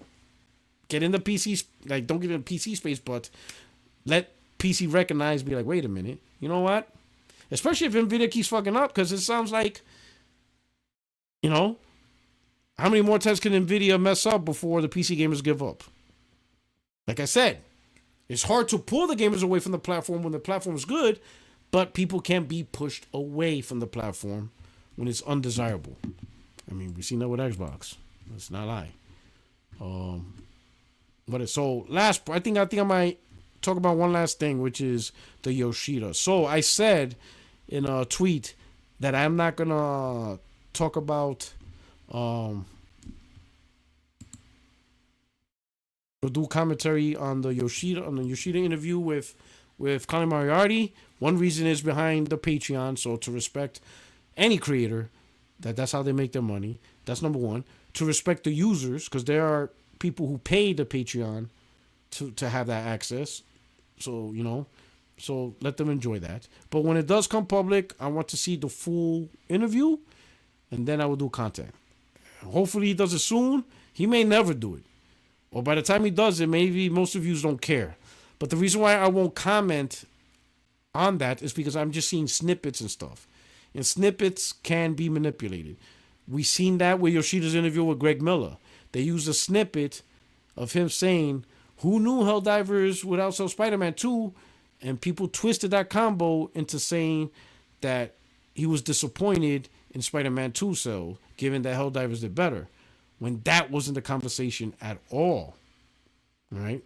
At all. The conversation was just about guessing what games would be a hit, what games wouldn't be a hit. He said it's Black Magic. So that was the conversation about. I understand right now we see a whole bunch of clips, but I'm not going to make content off of clips. I want to see the full conversation. I want to listen to it first, and then I either go live or I'll do a video, but the full conversation is going to be there. The video is already available for free. But you know what? I know it's already 8:10, and I don't want to not waste your time, but I don't want to take up too much of your time because it's already been, 2 hours? Almost 2.5 hours? So, this is what I'm going to do. And plus, I want to see the video first, you know, in my environment, have my, you know, Hershey's Kisses, or the Brook Farms. Remember I used to eat the blueberry chocolate? Anyway, I'm going to watch the video. I'm going to watch it. If it's already out, I'm going to watch it fully, completely, and then I'll do a video. This is why I demand you retract. Retract what? This is why I demand you retract. Never! Hero Down Unders. No, but I'm going to watch the full video, and then I will do an uploaded reaction video to that. And that's going to be the thing. And I will have that. I can't promise you when I have it. Maybe Sunday. Hopefully I'll have it to you Sunday. Upload that Sunday. And then we'll talk about it on the 60 Frames Don't Like podcast. Do some more videos. Have King David Friday. I think that's going to be great. That's going to be great. And you know what? I'm going to reach out to Grigidi for next Friday. The Friday after, David. 2 weeks. Would you want that? I'm going to reach out to him. He'll probably curse me out. I hope he don't curse me out. I hope he don't get mad at me. I hope he don't say, Puertorock, F you and your goddamn pony fan base. I'm like, damn, I thought it was all love, brother. Oh, so, if you're already watching this, you already know. Let's do this. Let's do this live. Let's have that conversation. But anyway, I want to say thank you so much for rocking out with me. Let's look at the final. Let's close out this poll. We're going to end the poll. And it looks like week 1 is the winner. So, okay. So the first week of every month is going to be my VR week. And I will let you know of my progress. Let you know what games I'm playing, what I'm doing. Obviously during the podcast or during the live. So I thank you for making it easy for me. Week 1, every month, VR week. Then week 2, 3, and 4, or 5, depending on the month, will be games on the PS5. All right. But anyway, I hope you enjoyed the show. I hope you enjoyed this live. Hey, next week, King David. It's going to be great. It's going to be fantastic. I can't wait. All right. But anyway, thank you so much. Hit the like button on your way out. Share this out. Oh, we got another super chat. So before we close out, listen to the super chat. We got already Mount Cash says Yoshida said he greenlit Concord. He also said Herman Hulse nor Jim Ryan forced any studios to make live service. So the investors wanted live service. Okay. All right. We're gonna talk about it. Listen, you know me, y'all already seen how I do on my channel the content. I literally post, I don't do clips, especially you saw Tim Stewart. You're gonna see the video, we're gonna have that conversation, right? But it's good to hear about that. Hey, you know what? If Yoshida greenlit Concord, I'm gonna forgive him because he also, he did his thing. You know what I'm saying? He did his thing with Spider-Man and God of War and all that stuff. So I'm gonna give him a little love. I'm gonna give him a little pass, right? Herman Hulse nor Jim Ryan forced any studios to make live service games, so investors want their live service games. So we're gonna see that conversation. I'm really interested to see that conversation, and then I will have content out for you guys as a reaction, and you're gonna break it down. But anyway, you guys take care. Have a great weekend. Good night. Your only friend is YouTube Streets, Puertorock77. Okay, looks like you were wrong on a few things. No, Jim Ryan is still trash, and don't defend him. Don't defend him. Don't do it. Don't do it. Nah, I'm just playing. All right, you guys take care. Hey, but listen, if there's some clarity in there and I was way off the mark, then hey, it's gonna be on the channel. I'm gonna take my L's. The L's will be there. I will not hide the L's. You know me. And I want to say this. I don't do that because there's no point in doing that because that just screws you guys over. I ain't gonna screw over the user, the viewers on that. We're gonna talk about the whole interview. It's going to be good. I don't know how long the interview is. I hope it's not like an hour, because if it's an hour, then my video is going to be like 3 hours. But we're going to do it. And it's going to be within the fair use policy. So please, Colin, don't, strike me or anything like that. All right? We'll be commenting the whole thing. And if the video has stuff that says Puertorock, you don't know what the F you talking about, at least you will know that I will say, damn, I didn't know what the F I was talking about. All right, you guys take care. Have a great weekend. Love you guys. Thank you so much for rocking out. You guys take care. Peace.